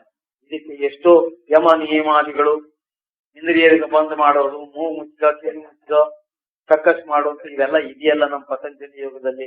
ಇವನೇನ್ ಹೆಂಗಂದ್ರೆ ಹಂಗೆ ಮಾಡು ಅಂತ ಹೇಳ್ತಾನಲ್ಲ ಅಂತ ಹೇಳಿ ನನ್ನ ಗುರುವನ್ನು ತಿರಸ್ಕಾರ ಮಾಡ್ತಾನೆ. ಯಾಕೆಂದ್ರೆ ಅವನು ಓದ್ಕೊಂಡಿದ್ದ. ಆ ಓದುವನ್ನು ಹೊರಸೆಲ್ಲ ಅವನ ತಲೆಯಲ್ಲಿ ತುಂಬಿತ್ತು. ಅವನು ಗುರುವಿಂದು ಆ ಗುಪ್ತ ಶಕ್ತಿ ಏನು ಅನ್ನೋದನ್ನು ಅರ್ತ್ಕೊಂಡಿರ್ಲಿಲ್ಲ. ಅವನು ತಿರಸ್ಕಾರ ಮಾಡಿ ಅಲ್ಲಿ ಅದ್ಭುತಾನಂದರು ಇದ್ದರು. ಅವ್ರನ್ನೇನಂತ ಕರಿತಿದ್ರು? ಲಾಟು ಮಹಾರಾಜ್, ಹೌದಾ? ಅವರಿದ್ರು. ಅವ್ರೇನು ಓದ್ಕೊಂಡವ್ರಲ್ಲ. ಹೃದಯ ಖಾಲಿ ಇತ್ತು, ನಿಷ್ಕಪಟವಾಗಿ. ಆ ವಿವೇಕಾನಂದನಿಗೆ ಆ ನಾಮದ ಸ್ಮರಣೆಯ ಮಹಿಮೆ ತೋರಿಸ್ಕೊಡ್ತಾರೆ. ಏನು ಅಂದ್ರೆ, ಒಂದ್ ಮರದ ಮೇಲೆ ಎಂತ ಕಾಗಿಗಳು ಕೂತಿರು ಗುಂಪಾಗಿ ಅಲ್ಲಿ ಕರ್ಕೊಂಡು ಹೋಗ್ತಾರೆ ಆ ಅದ್ಭುತಾನಂದ. ವಿವೇಕಾನಂದನು ಹಿಂದೆ ಹೋಗ್ತಾನೆ. ಏನ್ ಮಾಡ್ತಾನೆ ನೋಡೋಣ. ಅಲ್ಲಿ ಹೋಗ್ತಾ ಇದ್ದಾಗ ಆ ಮರಗಳಿಗೆ ನಿಂತ್ಕೊಂಡು ಇಮ್ಮಿಡಿಯೇಟ್ ಆಗಿ ಅಂತ ಚಪ್ಪಾಳೆ ಶಬ್ದ ಮಾಡ್ತೀವಿ. ಆ ಶಬ್ದಕ್ಕೆ ಕಾಗಿಗಳೆಲ್ಲ ಹಾರೋದು. ಇನ್ನೇನ್ ತುಪಾಕಿ ತಗೊಂಡು ಫೈರ್ ಮಾಡಿದ್ನೆ, ಇಲ್ಲ ಏನಾದ್ರು ಬಾಣ ಬಿಟ್ನೆ, ಗರ್ಜನೆ ಮಾಡಿದ್ನೆ, ಅರಸಿದ್ನೆ, ಏನಿಲ್ಲ ಶಬ್ದ. ಆ ಶಬ್ದಕ್ಕೆ ಆ ಕಾಗಿಗಳೆಲ್ಲ ಹಾರಿ ಹೋಗ್ತದೆ. ಆಗ ಆ ಅದ್ಭುತಾನಂದರ ಕಡೆಗೆ ನೋಡ್ತಾ ಈ ವಿವೇಕಾನಂದ ತಿಡೀರಿ ಅಂದ್ಬಿಟ್ಟು ನೋಡಿದೆ. ಅದ್ಭುತಾನಂದ ಸುಮ್ಮನೆ ಶಬ್ದ ಮಾಡ್ತಿರ್ಲಿಕ್ಕಾಗಿ ಆ ಕಾಗೆಗಳೆಲ್ಲ ಹೇಗೆ ಹೊರಟೋಗ್ಬಿಟ್ಟು, ಹಾಗೆ ರಾಮ ಅಂತ ಹೇಳಿ ನೀನು ಈ ಬಾಯಿನಲ್ಲಿ ಒಂದು ಕೂಗಯ್ಯ, ಒಳಗಿರೋವೆಲ್ಲ ಹಾರೋಗ್ಬಿಡ್ತವೆ. ನೀನು ವೇದ ಓದು, ಉಪನಿಷತ್ ಓದು, ಈ ಸುಲಭವಾದ ಪಾಯಿಂಟ್ ಅದ್ರೊಳಗೆ ಹೇಳಲಾರೇನ್ರಿ? ನನಗೆ ತೋರಿಸಿ. ಆ ವೇದಗಳು, ಉಪನಿಷತ್ತುಗಳು, ಶಾಸ್ತ್ರಗಳು ಇವೆಲ್ಲ ಪಂಡಿತರಿಗಾಗಿ, ನಮಗಾಗಿ ಅಲ್ಲ. ಕಬೀರ್ದಾಸರು ಏನಂತಾರೆ? ನೀನು ಸುಮ್ಮನೆ ನಾಮಸ್ಮರಣೆ ಮಾಡೋ, ಆ ಓದು ಬರಹ ಆಳು ಮೂಳೆ ಎಲ್ಲ ಪಂಡಿತರಿಗಿರ್ಲಿ, ಅವ್ರು ಬರ್ಕೊಂಡು ಸಾಯ್ಲಿ, ಯಾರು ಬೇಡ ಅಂತಾರೆ. ಆನೆ ರಸ್ತೆ ಒಳಗೆ ಹೋಗ್ತಿರ್ತದೆ, ನಾಯಿ ಬೊಗಳ್ತಿರ್ತದೆ. ಆ ನಾಯಿ ಬೊಗಳಿಕೆಗೆ ಆ ಆನೆ ಹೋಗೋದು ನಿಲ್ಲಿಸ್ಬಿಟ್ಟು ಆ ನಾಯಿ ಹಿಂದೆ ಹೋಗ್ತದೇನೋ? ಆನೆ ತನ್ನ ದಾರಿ ಹಿಡ್ಕೊಂಡು ಹೋಗ್ತದೆ, ಈ ನಾಯಿ ಬೊಗಳ್ತಲೇ ಇರ್ತದೆ. ಹಾಗೆ ಈ ಪಂಡಿತರು ಇವರು ಬೊಗಳ್ತಲೇ ಇರ್ತಾರೆ. ನೀನ್ ನಾಮಸ್ಮರಣೆ ಮಾಡ್ಕೊಂಡು ಹೋಗಯ್ಯ. ಯಾಕೆ ಇವೆಲ್ಲ ಹೇಳ್ಬೇಕಾಯ್ತು ಅಂದ್ರೆ, ಈ ಯುಗದ ಪ್ರಮಾಣ ನಮ್ಮಿಂದ ಆಗೋದು ನಾಮಸ್ಮರಣೆ ಒಂದೇ. ಆ ನಾಮಸ್ಮರಣೆಯನ್ನು ಮರೆತು ಬಿಟ್ಟಿರೋದ್ರಿಂದ ನಮಗೆ ದುಃಖ ಬಂದಿದೆ. ಈಗ ಗೊತ್ತಾಯ್ತೆ ದುಃಖ ಬಂದಿದ್ದು ಕಾರಣ. ಆ ನಾಮಸ್ಮರಣೆಯನ್ನು ಮರೆತು ಬಿಟ್ವಿ. ನಾನು ಯಾರು ಲೋಕದವನು ಅನ್ನೋದು ಮರೆತು ಬಿಟ್ವಿ, ನನಗೆ ದುಃಖ ಬಂತು. ಈಗ ನಾವು ಮತ್ತೆ ಆ ನಾಮಸ್ಮರಣೆಯನ್ನು ಹಿಡಿದು ನಮ್ಮ ಸ್ಥಾನಕ್ಕೆ ನಾವು ಹೋದ್ರೆ ಅದು ದುಃಖವೇ ಇಲ್ಲ. ಇದಕ್ಕೆ ಏನ್ ಮಾಡ್ಬೇಕ್ರಿ? ಯಾವ ರೀತಿ ಸಾಧನೆ ಮಾಡ್ಬೇಕು? ಉಪವಾಸ ಮಾಡ್ಬೇಕ? ಹೆಂಡ್ರು ಮಕ್ಕಳನ್ನ ಬಿಟ್ಟು ಹೋಗ್ಬೇಕ? ಇಲ್ಲ. ಪ್ರತಿ ದಿವಸ ಉದಯದಲ್ಲೇ ಎದ್ದು ನಿಮ್ಗೆ ಹೇಳಕ್ ಸಾಧ್ಯವಾದ್ರೆ 3 ಗಂಟೆಗೆ ಹೇಳ್ತೀರಾ? ಸ್ವಾಮಿ, ಆ 3 ಗಂಟೆ ಶಬ್ದ ಮಾತ್ರ ಹೇಳ್ಬೇಡಿ. ಮತ್ತೆ ಯಾವಾಗ? ಸೂರ್ಯ ಉದಯವಾಗಿ ತಲೆಯ ಮೇಲೆ ಬಂದಾಗ ಎದ್ರೂ ಹೇಳಬಹುದು, ಅಥವಾ ಅವನು ಮುಳುಗಿದ ಸಾಯಂಕಾಲ 6 ಗಂಟೆಯಲ್ಲಿ ಮುಳುಗ್ತಾನ ಆ ವೇಳೆಗೆ ಎದ್ರೂ ಎತ್ತಿಗೆ ಹೇಳಬಹುದು. ಗ್ಯಾರಂಟಿ ಇಲ್ಲ.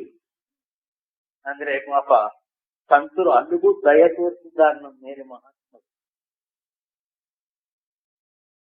ದಕ್ಷಿಣೇಶ್ವರದಲ್ಲಿ ರಾಮಕೃಷ್ಣರು ತನ್ನ ಶಿಷ್ಯರನ್ನೆಲ್ಲ ಕೂರಿಸಿಕೊಂಡು ಧ್ಯಾನ ಮಾಡುವಾಗ ಎಲ್ಲರಿಗಿಂತ ಮೊದಲೇ ಅವರು ಎದ್ದು ಶಾರದಾಮಣಿಗೆ ಸಿಗ್ನಲ್ ಮಾಡ್ತಾ ಇದ್ರು.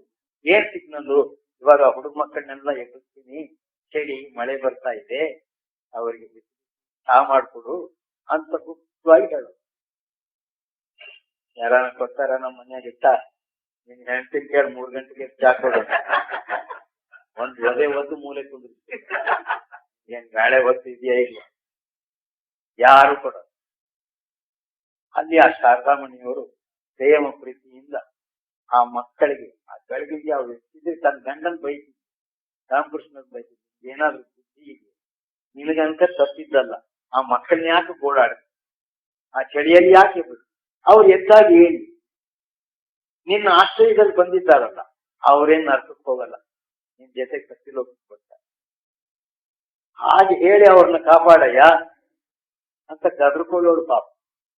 ಅವ್ರು ಮುಚ್ಚಿ ನಗುತ್ತಾ, ನಿನ್ನ ಪ್ರೇಮ ನನ್ನ ಶ್ರದ್ಧೆ ಇವೆರಡೂ ಕೂಡಿ ಈ ಮಕ್ಕಳೆಲ್ಲ ಉದ್ಧಾರವಾಗಲಿ ಅಂತ ಆಶೀರ್ವಾದ ಮಾಡು. ಒಳ್ಳೆ ಸುತ್ತ ನೀರು ಕೊಡೋಳು. ನೀರು ಕೊಡೋದು ಕೂಡ ಇವಾಗ ಕೊಡಲ್ಲ, ಬಳ್ಳಾರಿ ನೀರು 10 ದಿವಸಕ್ಕೊಂದ್ಸತಿ ನೀರು. ನಾನು ಆ ಮಾತು ಕೇಳಿ ಗಾಬರಿಸಿದ್ದೆ, ನಾನು ಯಾಕೆ ಬಂದಪ್ಪ ಇಲ್ಲಿಗೆ.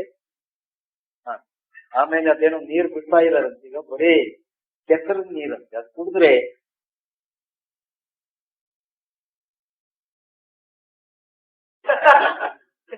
ಗೋದಾವರಿ ಪ್ರವಾಹ ಮೋಷನ್ ತೇಲಿಗೆ ಹಚ್ಕೊಂಡು ಡಾಕ್ಟರ್ ಹತ್ರ ಹೋಗಿ ದುಡ್ಡಿದ್ದವ್ರು ಹೋಗ್ತಾರೆ, ನಮ್ಮಂತ ಬಡವ್ರು ಯಾರಕ್ಕೆ ಹೋಗ್ಬೇಕು?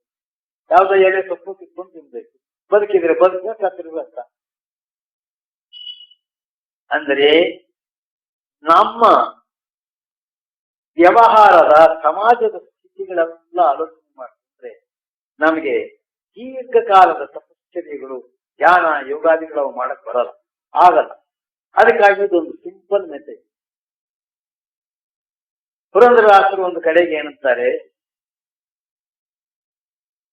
ಕೃಷ್ಣ ಎಂದರೆ ಕಷ್ಟ ಒಂದಿಷ್ಟಿಲ್ಲ, ಕೃಷ್ಣ ಎನ್ನಬಾರದು. ಮಲಗಿ ಎದ್ದು ಒಮ್ಮೆ ಹೊರಳಾಡುವಾಗ ಕೃಷ್ಣ ಎನ್ನಬಾರದು. ಹಾದಿಯ ನಡೆಯುತ್ತಾ ಹಾರವ ಹೊರತಾ ಕೃಷ್ಣ ಎನ್ನಬಾರದು. ಪರಿಪರಿ ಕೆಲಸದೋಳು ಇದು ಒಂದು ಕೆಲಸವೆಂದು ಕೃಷ್ಣ ಎನ್ನಬಾರದು. ಸರ್ವಾವಸ್ಥೆಯಲ್ಲಿಯೂ ನೀನು ಇದನ್ನು ಸ್ಮರಣೆ ಮಾಡಬಹುದಲ್ಲ. ಎದ್ದಾಗ, ಕೂತಾಗ, ಮಲಗಿದಾಗ, ಕೆಲಸ ಮಾಡುವಾಗ, ಏನೇ ಒಂದು ಬರಲಿ ಜೀವನದಲ್ಲಿ, ಇವೆಲ್ಲ ನಡೀತಿದ್ದಾಗ ಒಂದ್ಸತಿ ಕೃಷ್ಣಾನ್ವಯ, ಅದರೊಳಗೆ ಅಷ್ಟು ಶಕ್ತಿ ಇಟ್ಟಿದ್ದಾರೆ. ಆ ನಾಮದಲ್ಲಿ ಅಂತಹ ಶಕ್ತಿ ಇದೆ.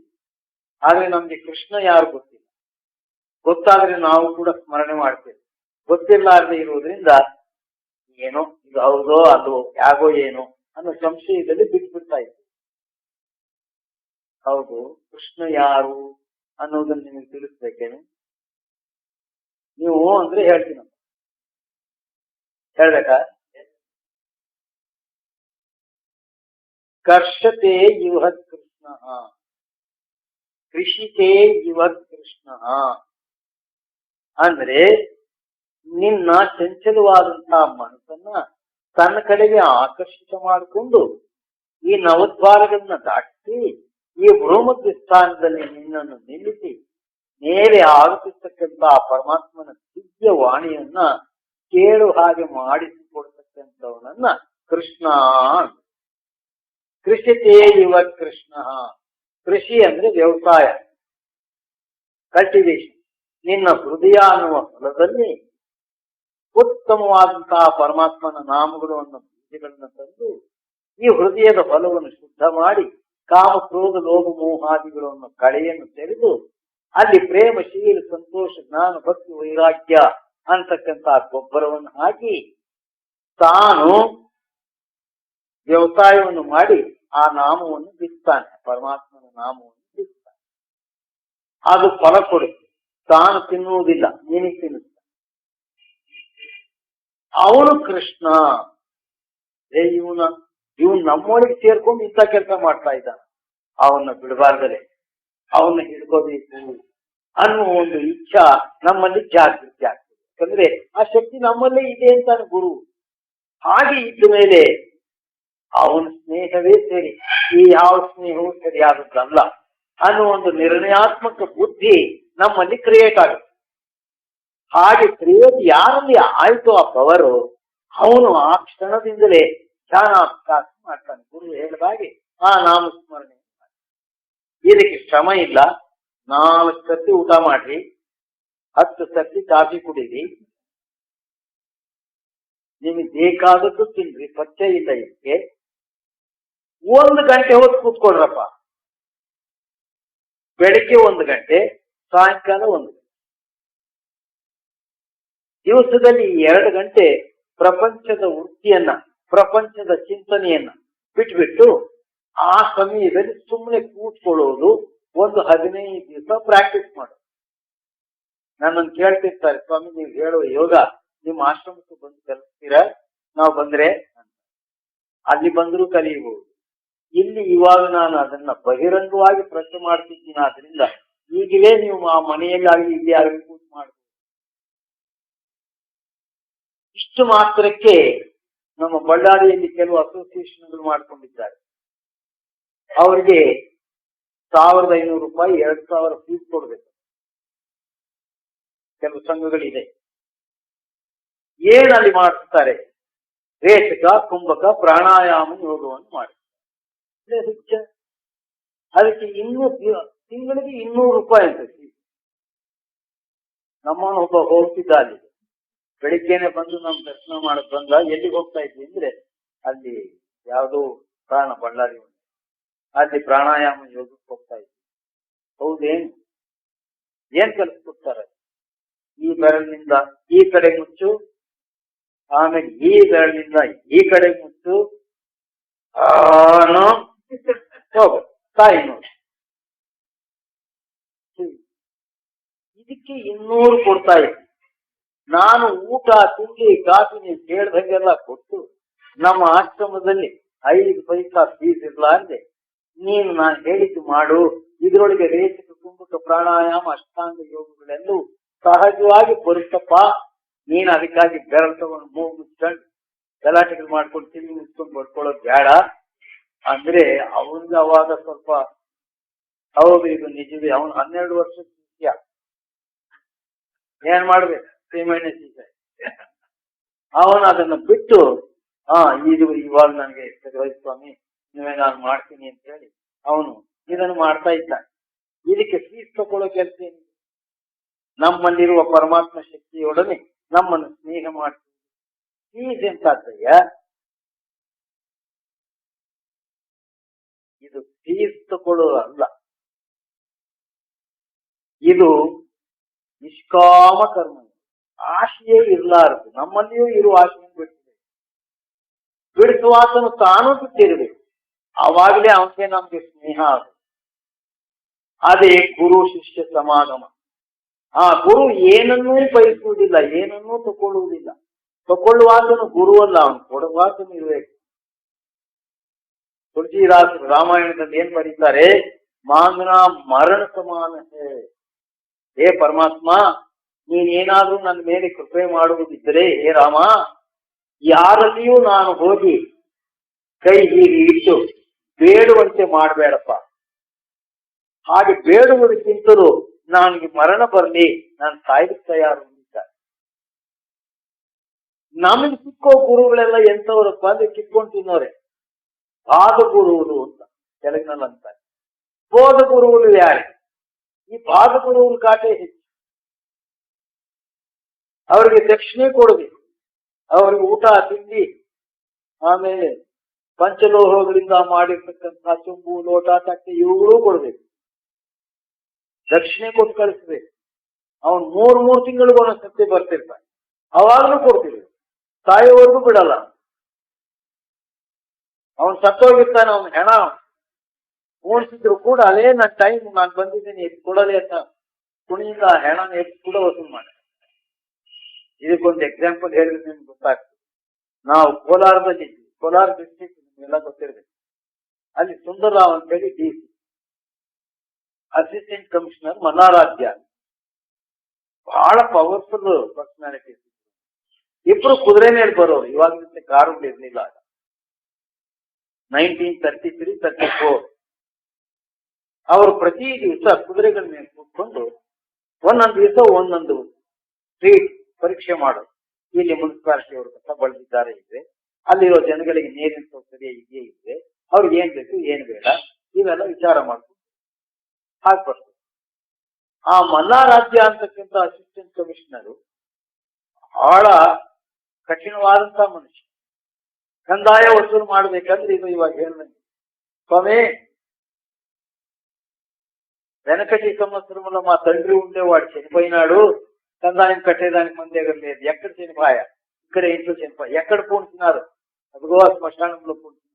సోదా అక్కడికి నేను తెలుగు అర్థవాడుతా ಅಂದ್ರೆ ಅವನು ಹೂಣ್ಸಿರೋ ಜಾಗಕ್ಕೆ ಕರ್ಕೊಂಡು ಹೋಗ, ತೀರ ಮಣ್ಣು ತೆಗ್ಸೋನ್. ಅದು ಕೆಲಿಟನ್ ಆಗಿದ್ದಿರ್ಲಿ ಅಥವಾ ಇನ್ನ ಏನಾದ್ರೂ ಉಳಿದಿರ್ಲಿ ಅಂತ ಮಧ್ಯ ಅದನ್ನ ಮ್ಯಾಲೆ ಕೆಡ್ತೀರೇ, ಕಂದಾಯ ಕಟ್ಟಿ ತಿರ್ಗ ಮಲಕ್ಕೊಳ್ಳೋ ಇದ್ರಲ್ಲಿ ಅನ್ನೋನು. ಅಷ್ಟು ಸ್ಟ್ರಿಕ್ಟ್ ಆಗ. ಹಾಗೆ ನಮ್ಗೆ ಚಿಕ್ಕೋ ಗುರುಗಳು ಕೂಡ ಹತ್ರು ಬಿಡಲ್ಲ. ಆದ್ರೆ ನಿಜವಾದ ಗುರು ನಮ್ಮಿಂದ ಏನು ಬಯಸುವುದಿಲ್ಲ, ತಾನು ಕೊಡ್ತಾನೆ. ನೀನು ನನ್ನನ್ನು ನಿಷ್ಕಪಟವಾಗಿ ಸ್ನೇಹ ಮಾಡಿದ್ರಿಂದ ನಾನೇ ನಿನ್ಗೆ ಕೊಡ್ತೇನೆ. ಏನ್ ಕೊಡ್ತೇನೆ ಅಂದ್ರೆ, ಎಷ್ಟು ಖರ್ಚು ಮಾಡಿದ್ರೂ ಅದು ಖರ್ಚೇ ಆಗಲ್ಲ ಅಂತ ದ್ರವ್ಯವನ್ನ ನಿನಗೆ ಕೊಡ್ತೇನೆ. ಅದೇ ನಾಮಸ್ಮರಣೆ. ಗುರುವಿನ ಸ್ನೇಹ ಮಾಡಿದ್ರೆ ಏನು ಗೊತ್ತು ಅಂದ್ರೆ, ಶಾಶ್ವತವಾದಂತಹ ಸುಖವನ್ನು ಕೊಡುವ, ಅನಂತಾನಂತ ಕಾಲದ ಸುಖವನ್ನು ಕೊಡುವ ಆ ಭಗವನ್ ನಾಮ ಸ್ಮರಣೆ. ಅವನು ಹೇಳಿದಾಗ ನೀನು ನಾಮಸ್ಮರಣೆಯನ್ನು ಮಾಡ್ತಾ ಇದ್ರೆ, ಆ ನುಡಿತಾ ಇರ್ತಕ್ಕಂತಹ ನಾಮದ ಸ್ಮರಣೆ ನಿನ್ನ ಈ ಬೃಹಮಧ್ಯ ಸ್ಥಾನದಲ್ಲಿ ಓಂಕಾರ ಧ್ವನಿ ರೂಪವಾಗಿ ಪ್ರಕಟವಾಗಿದೆ. ಅಕ್ಷರಾತ್ಮಕವಾಗಿ ನುಡಿಯುವಾಗ ಅದು ಸಗುಣ ಉಪಾಸನೆ ಆಯಿತು. ಅದೇ ನಾಮ ಈ ಬೃಹಮಧ್ಯ ಸ್ಥಾನದಲ್ಲಿ ಪ್ರಕಟವಾಗಿ ಧ್ವನಿ ರೂಪದಲ್ಲಿ ಪ್ರಕಟವಾದಾಗ ನಿರ್ಗುಣೋಪಾಸನೆ ಆಯಿತು. ಎರಡು ಒಂದು. ಈ ನಾಮಸ್ಮರಣೆಯಿಂದ ನೀನು ಶ್ರಮವಿರಲಾರದೆ ನವದ್ವಾರಗಳನ್ನೂ ದಾಟಿ ಈ 10ನೇ ದ್ವಾರದಲ್ಲಿ ಬಂದು, ಆ 10ನೇ ದ್ವಾರದಲ್ಲಿ ಬರುವಾಗ ಮಧ್ಯದಲ್ಲಿ ಅಡ್ಡಪಡಿಸುವ ಮೃತ್ಯುವನ್ನ ಈ ನಾಮಸ್ಮರಣೆಯ ಶಕ್ತಿ ಹೋಗಲಾಡಿಸ್ಬಿಡ್ತಾಗ. ಒಂದೇ, ಇನ್ಯಾವುದೂ ಇಲ್ಲ. ಯಾವ ಪವರು ಆ ಮೃತ್ಯುವನ್ನು ದೂರಪಡಿಸುವುದಕ್ಕೆ ಸಾಧ್ಯವಿಲ್ಲ. ಆ ನಾಮದ ಸ್ಮರಣೆ ಸದ್ಗುರು ನಮಗೆ ಬೋಧಿಸುವ ನಾಮಸ್ಮರಣೆಯನ್ನ ನಾವು ಶ್ರದ್ಧೆಯಿಂದ ಉಪಯೋಗಿಸಿದರೆ ಆ ಮೃತ್ಯುವಿನ ಸಮಯಕ್ಕೆ ಅದು ಆ ಮೃತ್ಯು ಶಕ್ತಿಯನ್ನು ದೂರ ಮಾಡಿ ನಮಗೆ ಮಾರ್ಗ ಸಲೀಸಾಗಿ ಮೇಲಕ್ಕೆ ಹೋಗ್ಲಿಕ್ಕೆ ಆಗ್ಬಿಟ್ಟು. ಇನ್ನು ಮೇಲಕ್ಕೆ ಹೋದಾಗ ಏನಾಗುತ್ತೆ? ಕಬೀರದಾಸ ಒಂದು ಕಡೆಗೆ ಏನಂತಾರೆ, ಸುಷುಮ್ನ ತತ್ ಜನಕಾರ ಲಕೈ ಕೊಯಿ ನಾಮಕಾಪ್ಯಾರ. ಆ 10ನೇ ದ್ವಾರವನ್ನು ಸುಷುಮ್ನಾ ನಾಡಿ ಎಂದು ಮುಸಲ್ಮಾನರು ಅದನ್ನ ಶಾಹನ ರಗ್ಗಂಡ್, ಪಾಶ್ಚಿಮಾತ್ಯ ದೇಶದವರು ಅದನ್ನು ಗೋಲ್ಡನ್ ವೇ ಅಂದ್ರು. ಭಾಷೆಗಳು ಭಿನ್ನವಾಗಿರಬಹುದು, ಅದೇನು ಒಂದು. ಆ ನಾಡಿ ನಮ್ಮ 2 ನೇತ್ರದ ಮಧ್ಯ ಭಾಗದಲ್ಲಿ ಇದೆ. ಅದನ್ನೇ ಮೋಕ್ಷದ್ವಾರ ಅಂತ ಕರೀತೀವಿ. ಗುರು ನಾನಕರು ಏನಂತಾರೆ, ನವಸರ ಕಾಕೆ ತಸ್ಮೀರ ಹಾಯೇ ಉತ್ತೇ ಅನಹದ ಶಬ್ದ ಸುನಾವಣೆಯ. ನೀನು ನವದ್ವಾರವನ್ನು ನಾಮಸ್ಮರಣೆ ಮಾಡ್ತಾ ಖಾಲಿ ಮಾಡಿ ಮೇಲಕ್ಕೆ ಬಂದ್ಬಿಟ್ರೆ ಈ 10ನೇ ದ್ವಾರದಲ್ಲಿ ಏಕಾರು ನಾದ ಮಾಡ್ತಾ ಇದೆಯಪ್ಪ. ಅದು 24 ಗಂಟೆಯೂ ನಾದ ಮಾಡ್ತಾ ಇದೆ. ಆ ನಾದ ನಿಂತೋಗಿದೆ ಅಂದ್ರೆ ನೀನ್ ರಾಜನಾಗಿರು, ಚಕ್ರವರ್ತಿ ಆಗಿರು, ಗುಡಿಸಲಿನಲ್ಲಿ ವಾಸ ಮಾಡುವ ಬಡವನಾಗಿರು, ಗೋವಿಂದ 4 ಮಂದಿ ಮೇಲೆ ಹೊರಟೋಗ್ತೀನಿ, ಆ ನಾದ ಇರೋದ್ರಿಂದ ನಾನು ಅಂತವನು ಇಂಥವನು ಅಂತ ಹೇಳಿ ಹೇಳ್ಕೊಂಡು ತಿರುಗುತ್ತೇವೆ. ಅದೇ ಇಲ್ಲ ಅಂದ್ರೆ ಇಲ್ಲಿ ಯಾವುದೂ ಉಳಿಯಲ್ಲ. ಅದೇ ಎಲ್ಲಕ್ಕೂ ಆಧಾರವಾಗಿರು ಆ ಓಂಕಾರನಾದ. ಅದು ನಮ್ಮ ಶರೀರದಲ್ಲಿ ಯಾವಾಗಲೂ ಧ್ವನಿ ಮಾಡ್ತಾ ಇದೆ. ಆ ಧ್ವನಿಯೇ ನಮ್ಮ ಪ್ರಾಣ ಸಂರಕ್ಷಣೆ ಮಾಡ್ತಿರ್ತಕ್ಕಂಥ, ಅದು ನಮ್ಮ ಮನೆ ದೇವರು. ಆ ಮನೆ ದೇವ್ರನ್ನ ಹಿಡ್ಕೋ. ಇವೆಲ್ಲ ಕಟ್ಕೊಂಡು ಯಾಕೆ ಮಾಡ್ತೀಯಪ್ಪ? ಇಲ್ಲದ ಗಲಾಟೆ ಎಷ್ಟು ಮಾಡಿದ್ರು ಇಷ್ಟು. ಒಬ್ಬೊಬ್ಬರು ಬ್ರಾಹ್ಮಣರ ಮನೆಯ ಒಳಗೆ ಒಂದು 6-7 ದೇವ್ರನ್ನ ಇಟ್ಕೊಂಡಿರ್ತಾರೆ. ಇದ್ಯಾರು ಗಣಪತಿ, ಇದ್ಯಾರು ಶಂಕರ, ಇದ್ಯಾರು ರಾಮ, ಇದ್ಯಾರು ಕೃಷ್ಣ, ಇದೆಲ್ಲ ಇಟ್ಕೊಂಡಿರ್ತಾರೆ.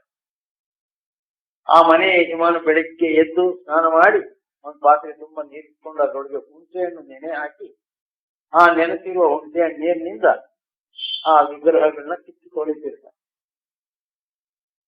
ಅಷ್ಟು ಗಲೀಜ್ ಯಾಕೆ ಮಾಡ್ಕೋಬೇಕಪ್ಪ ದೇವರುಗಳು? ದಿನ ಹುಣಸೆ ಹಣ್ಣು ಕಿತ್ತುಕೊಳ್ಳಕ್ಕೆ ಇವನು 3 ಸರ್ತಿ ಸ್ನಾನ ಮಾಡ್ತಿರ್ತಾನೆ. ಅಷ್ಟೊಂದು ಗಬ್ಬು ಯಾಕಾದೆ? ಅಷ್ಟು ಕೊಳೆ ಮಾಡ್ಕೊಳ್ಳೋ ಕೆಲಸ ಏನು? ಇದೆಲ್ಲ ಸುಮ್ಮನೆ ಕಾಲ ಕಳೆಯೋದಿಕ್ಕೆ, ಇದೆಲ್ಲ ಮನ್ಸು ಮಾಡುವ ಮೋಸ. ಎಷ್ಟು ಬೇಕು ಸ್ನಾನ? ಯಾವ ಸ್ನಾನ?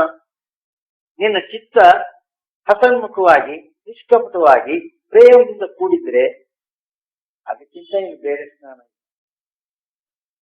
ನಮಗೆ ಒಬ್ರು ಗುರುಗಳು ಸಿಕ್ಕಿದ್ರು, ಸಿದ್ಧಗಂಗಾನಂದ ಸ್ವಾಮಿ ಅಂತ ಬೆಂಗಳೂರು. ಅವಾಗೆಲ್ಲ ನಮ್ದು 6, 7, 8 ವರ್ಷಗಳು. ಅವರು ಯಾವಾಗಲೂ ಅವ್ರ ಬಾಲ್ಯದಲ್ಲಿ ಅವ್ರ ತಾಯಿ ಸ್ನಾನ ಮಾಡ್ತಿದ್ದಾರೆ. 96 ವರ್ಷ ಬದುಕಿದ್ರು.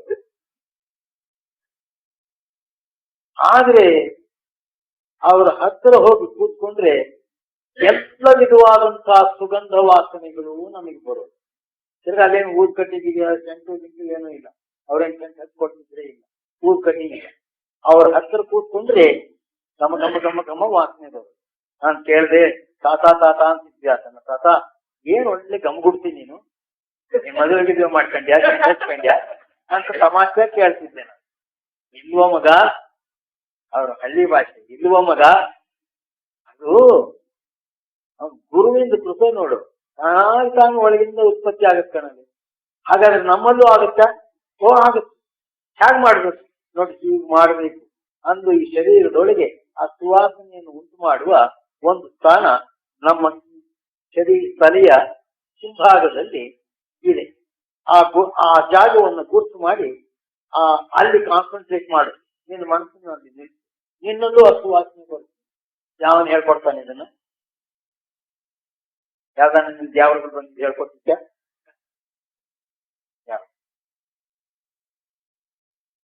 ಉಪವಾಸದ ಯುಕ್ತಿಯನ್ನ ವಿವೇಕಾನಂದರಿಗೆ ರಾಮಕೃಷ್ಣರು ಹೇಳ್ಕೊಟ್ಟು ಅದನ್ನು ಕಲ್ತ್ಕೊಂಡು ಧೈರ್ಯದಲ್ಲೇ ಅವನು ಅಮೇರಿಕಾಕ್ಕೆ ಹೋಗಿ ಪರಸ್ಥಳ ಪರಾಯಿಕರು ಅಲ್ಲಿ ಬೇಳೆ ಹೊತ್ತಿಗೆ ನೀರು ಸಿಕ್ಕತ್ತೋ ಅನ್ನ ಸಿಕ್ಕತ್ತೋ ಹೇಳಕ್ ಬರಲ್ಲ. ಅದರಿಂದ ಈಗಲೇ ಇದನ್ನ ಅಭ್ಯಾಸ ಮಾಡಿ ಯಾಕೆ ಮಾಡಬೇಕು ಅಂದ್ರೆ ನಮ್ಮ ಶರೀರದೊಳಗೆ ಬಲಭಾಗದ ಈ 2ನೇ ಸ್ಕೆಲಿಟನ್, ಈಗ ಅನ್ಕೊಂಡ್ರೆ ನಮ್ಗೆ ಸಿಕ್ಕತ್ತೆ. 2ನೇ ಸ್ಕೆಲಿಟನ್ ಮಧ್ಯಭಾಗದೊಳಗೆ ಬೆರಳನ್ನ ಹೀಗಿಟ್ಟು ಕಣ್ಣು ಮುಚ್ಚಿ ಆ ಜಾಗದಲ್ಲಿ ನಾವು ಕಾನ್ಸಂಟ್ರೇಟ್ ಅಂದ್ರೆ ಧ್ಯಾನ ಮಾಡಿದರೆ ನಾವು ಹಶುವನ್ನ ತಡ್ಕೋಬಹುದು.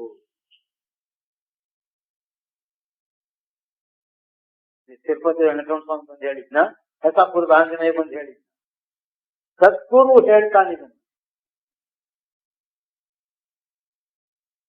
ಅದಕ್ಕಾಗಿ ಪ್ರತಿಯೊಂದು ಮತದಲ್ಲಿಯೂ, ಇಲ್ಲಿ ಏನು ನಮ್ಮ ದೇಶ ಏನು ಪಾಶ್ಚಿಮಾತ್ಯ ದೇಶದಲ್ಲಿಯೂ ಕೂಡ ಆ ಮಾಸ್ಟರ್ಸ್ಗೆ ಕೊಡುವ ಗೌರವ ಪೂಜಾ ಯಾವುದಕ್ಕೂ ಇಲ್ಲ.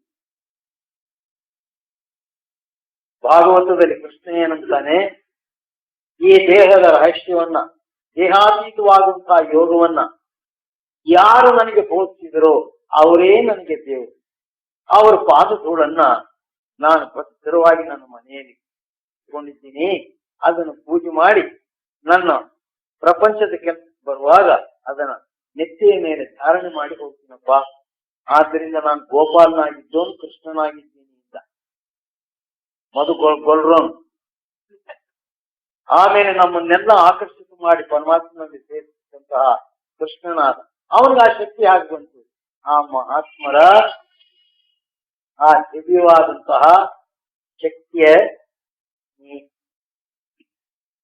ನಾವು ಭಾಗವತ ಓದ್ತೇವೆ, ಅದನ್ನು ಮುಚ್ಚಿಬಿಡ್ತೇವೆ, ಅದರ ಮೇಲೆ 2 ಮಂತ್ರಾಕ್ಷತೆ 2 ಹೂ ಇಟ್ಟು ಇದಕ್ಕೆ ನಿನ್ಗೆ ಸಮರ್ಪಣೆ ಅವನಿಗೆ. ಯಾಕಂದ್ರೆ ಅದ್ರ ತೂಕ ಯಾಕೆ ಬರ್ಬೇಕು, ನಮ್ಗೇನ್ ಬೇಕಾ, ಏನು ಅದರಿಂದ ಒಳ್ಳೇದಾಗುತ್ತೋ ಕೆಟ್ಟದಾಗುತ್ತೆ ಯಾರು ಬರ್ಬೇಕು ಅಂತ ಅವನಿಗೆ ಸಮರ್ಪಣೆ ಅಂದ್ರು. ನಾನು ಏನು ಭಾಗವತವನ್ನು ಓದಿದೆ, what is the meaning of Bhagavata, ನೀವೆಲ್ಲ ಓದ್ಕೊಂಡಿದ್ದೀರ, ಹೇಳಿದ್ರೆ ನನಗೂ ಅರ್ಥವಾಗ್ತದೆ ಹೇಳ್ಬೋದು. ಭಾಗವತ ಓದಿದವ್ರು ಯಾರಿಲ್ಲ, ಎಲ್ಲರೂ ಇದ್ದಾರೆ. ಇಲ್ಲಿ ಲೈಬ್ರರಿ ಒಳಗೆ ಹಳೇ ಭಾಗವತಗಳಿವೆ, ಜಾನಕಪ್ಪ ತೋರಿಸಿದ್ದೆ ನಾನು. ಏನು ಭಾಗವತ ಅಂದ್ರೆ, ಭಾಗ ಅಂದ್ರೆ ಓಡೋದು, ಭಾಗ್ರೆ ಅಂತೀವಲ್ಲ, ಓಡಿ ಹೋಗು. ಎಲ್ಲಿಗ್ರಿ, ನೀವು ಓಡೋದಿಕ್ಕೆ ತಯಾರಾಗಿ ನಿಂತ್ಕೊಳ್ಳ, ಎಲ್ಲಿಗೆ ಅಂತ ಹೇಳ್ತೀನಿ ಅಂತ ಗುರು. ಓತಃ ಅಂದ್ರೆ ನೀವು ಮೊದಲು ಎಲ್ಲಿದ್ಯೋ ಅಲ್ಲಿಗೆ ಹೋಗು ಒಂದು. ಭಾಗವತ, ನೀನು ಮೊದಲು ಎಲ್ಲಿದ್ದಿ, ಆ ಸತ್ಯಲೋಕದಲ್ಲಿದ್ದೆ, ಇನ್ನು ನಿಧಾನ ಮಾಡಬೇಡ. ಇದು ಬಿದ್ದೋಗೋದ್ರೊಳಗಾಗಿ ನೀನು ಎದ್ದು ಓಡೋಗ್ಬೇಕಲ್ಲೇ. ಆ ಅರ್ಥವನ್ನು ಕೊಡುವುದೇ ಭಾಗವತ. ಹಾಗೆ ನಾವು ಮಹಾತ್ಮರ ಗ್ರಂಥಗಳನ್ನು ಓದಿದರೆ ಎಂಥ ಒಂದು ಧೈರ್ಯ, ಸಾಹಸ, ಉತ್ಸಾಹ ಬರುತ್ತೆ. ನಾವು ಓದುವಾಗ ಹಿಂದಿನ ಕಾಲದಲ್ಲಿ ಅವ್ರುಗಳು ಹೀಗೆ ಮಾಡಿದ್ರಂತೆ, ಹೀಗೆ ಮಾಡಿದ್ರಂತೆ, ಅವ್ರ ಹಣೆ ಬರಹ ಅದು, ನನ್ನ ಹಣೆ ಬರಹ ಇದು ಅಂತ ಪಡ್ಕೊಂಡು ಕೂತ್ಕೊಂಡು ನಮ್ಗೇನ್ ಸಿಕ್ತು. ಅದಕ್ಕಾಗಿ ಸದ್ಗ್ರಂಥಗಳನ್ನು ಓದುವುದು ಕೂಡ ಸದ್ಗುರುವೇ ತೋರಿಸ್ಕೊಡ್ಬೇಕು, ಅದರ ಮರ್ಮವನ್ನು ಸದ್ಗುರುವೇ ತೋರಿಸ್ಬೇಕು, ಅದರಲ್ಲಿ ಅಡಗಿರುವ ಯೋಗದ ರಹಸ್ಯವನ್ನು ಸದ್ಗುರುವೇ ತಿಳಿಸ್ಬೇಕು. ಅಂತ ಗುರುವಿನ ಸ್ಥಾನ ಇದು. ನಾವಿವತ್ತು ಕೂತಿದ್ದೀವಲ್ಲ, ಇದು ಏನೋ ಕಲ್ಲು ಮಣ್ಣು ಇಟ್ಟಿಗೆ ಗಾರೆಯಿಂದ ಕಟ್ಟಿದ್ದಾರೆ ಅನ್ನುವಷ್ಟು ಇಷ್ಟು ಸ್ಥೂಲ ದೃಷ್ಟಿಯಿಂದ ನೋಡುವುದಲ್ಲ. ಇಲ್ಲಿ ಆ ಪವರ್ ಇದೆ, ಅದನ್ನು ತೋರಿಸ್ಕೊಡುವುದಕ್ಕಾಗಿ ಇಷ್ಟೊಂದು ಹೇಳಬೇಕಾಯ್ತು. ಆ ಪವರ್ನ ಉಪಯೋಗಿಸಿಕೊಂಡ್ರೆ ಮಹಾತ್ಮರು ತಿಳಿಸಿದಂತೆ ನಮ್ಮ ದುಃಖವನ್ನು ನಿವಾರಣೆ ಮಾಡಿಕೊಳ್ಳುವ ಈ ಸೂಕ್ಷ್ಮವಾದಂತಹ ಸುಲಭವಾದಂತಹ ಯುಕ್ತಿ ಸಿಕ್ಕೋದು. ಸದ್ಗುರುವಿನ ಸ್ನೇಹ ಮಾಡಿ ನಾಮ ಸ್ಮರಣೆ ತಗೋ, ಅದನ್ನೇ ಉಪದೇಶ ಅಂತ, ದೀಕ್ಷಾ ಅಂತ. ಮತ್ತೆ ಆ ಸ್ಮರಣೆಯನ್ನು ಚೆನ್ನಾಗಿ ಅಭ್ಯಾಸ ಮಾಡು. ಪ್ರಪಂಚದ ಮಾತುಗಳನ್ನು ಬಿಟ್ಬಿಡು, ನಿಂದಾಸ್ತುತಿಗಳನ್ನು ಬಿಟ್ಬಿಡು, ಸುಮ್ಮನೆ ಹೊರಗಡೆ ನೋಡೋದು ಬಿಟ್ಬಿಡು, ಹೊರಗಡೆ ಮಾತುಗಳನ್ನು ಕೇಳೋದು ಬಿಟ್ಬಿಡು, ಅಶುದ್ಧವಾದ ಶಬ್ದಗಳನ್ನು ಬಾಯಿನಿಂದ ಆಡುವುದು ಬಿಟ್ಬಿಡು. ಇದರೊಳಗೆ ನಿನ್ನ ಗಂಟೆಯನ್ನು ನಷ್ಟವಾಗುತ್ತಪ್ಪ, ನಿನ್ನ ಎನರ್ಜಿ ಉಳಿತದೆ. ಆ ಎನರ್ಜಿ ಕೊಟ್ಟಿರೋದು ಯಾರು, ಅದನ್ನ ಓಜಸ್ಸು ಅಂತ ಕರೀತಾರೆ ವಸಿಷ್ಠರು ಯೋಗ ವಾಸಿಷ್ಠದಲ್ಲಿ. ಆ ಓಜಸ್ಸು ಕೊಟ್ಟಿರುವುದು ಪರಮಾತ್ಮನು. ಅದನ್ನ ನಾವು ಹೇಗೆ ಕಳೆದು ಬಿಡ್ತಾ ಇದ್ದೀವಿ.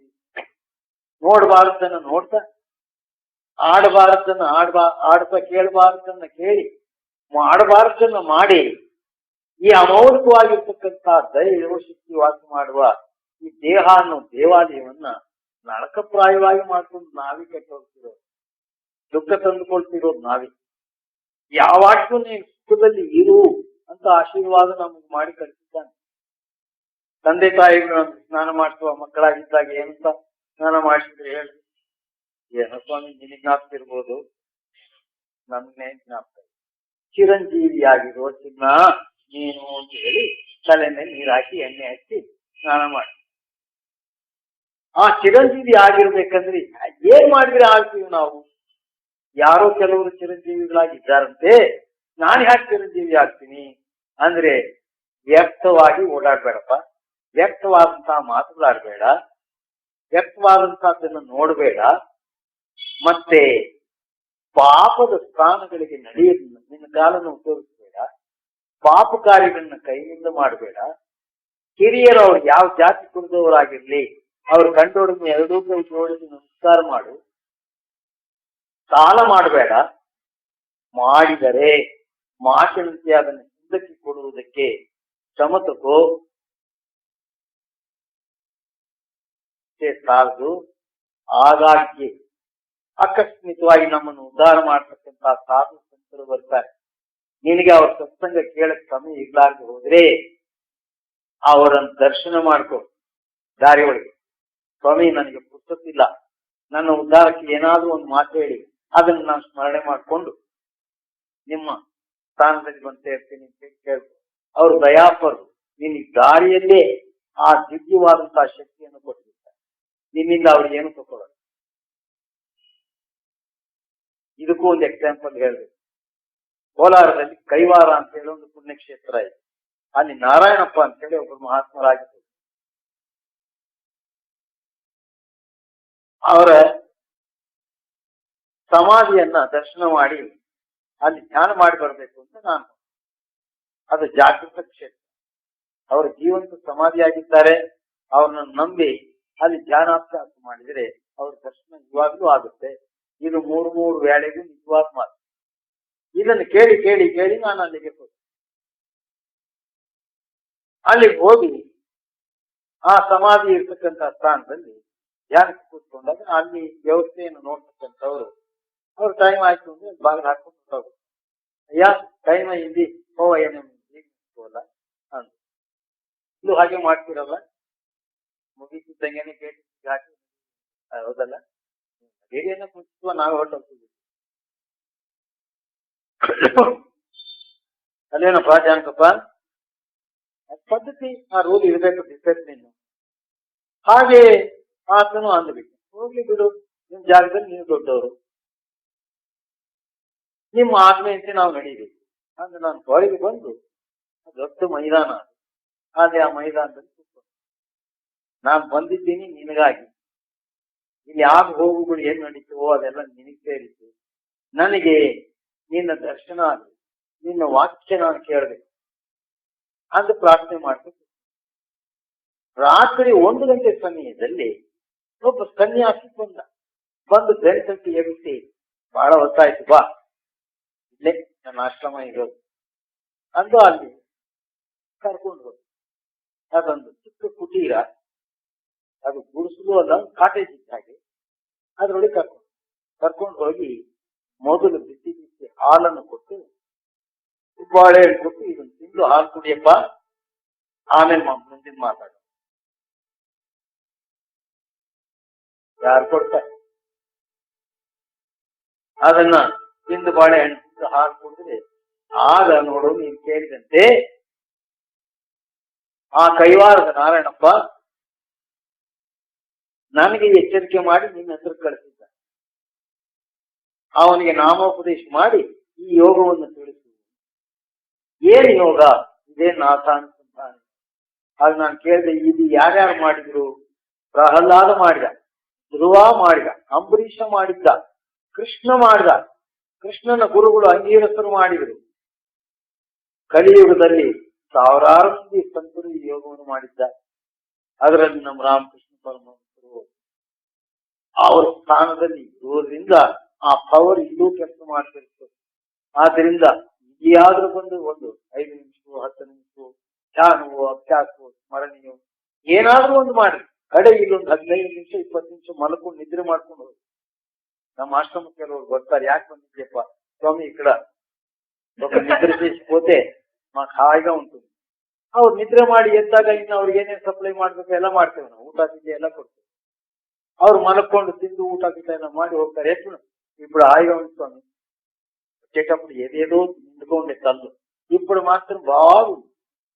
అది బాగా ఉంది. ಏನದು ಅಂದ್ರೆ ಆ ಪ್ರಾರ್ಥನೆ, ಅಲ್ಲಿ ಮಾಡಿದ ಜ್ಞಾನ ಶಕ್ತಿ ಸಾಕಾಗಿದೆ. ಎಂತ ಜಿಜ್ಞಾಸುಗಳಿಗೆ ಅದು ಸಹಾಯ. ಹಾಗೆ ಸಂತರು ಅನೇಕ ರೂಪದಿಂದ ನಮ್ಮಲ್ಲಿ ಬಂದು ಆ ನಿಜ ಸತ್ಯವನ್ನ ನಾವು ಅಭ್ಯಾಸ ಮಾಡುವ ಸೂಕ್ಷ್ಮ ಯೋಗದಿಂದ ತೋರಿಸಿದ್ದು ಸಹಾಯ ಮಾಡಿಕೊಡ್ತಾರೆ. ಇದು ಒಂದು ಸೆಂಟೆನ್ಸ್ ನಲ್ಲಿ ಇಷ್ಟೊಂದು ಹೇಳಬೇಕಾಯ್ತು. ನಮ್ಮ ಮುಂದಿದೆ, ಟೈಮ್ ಇಲ್ಲ,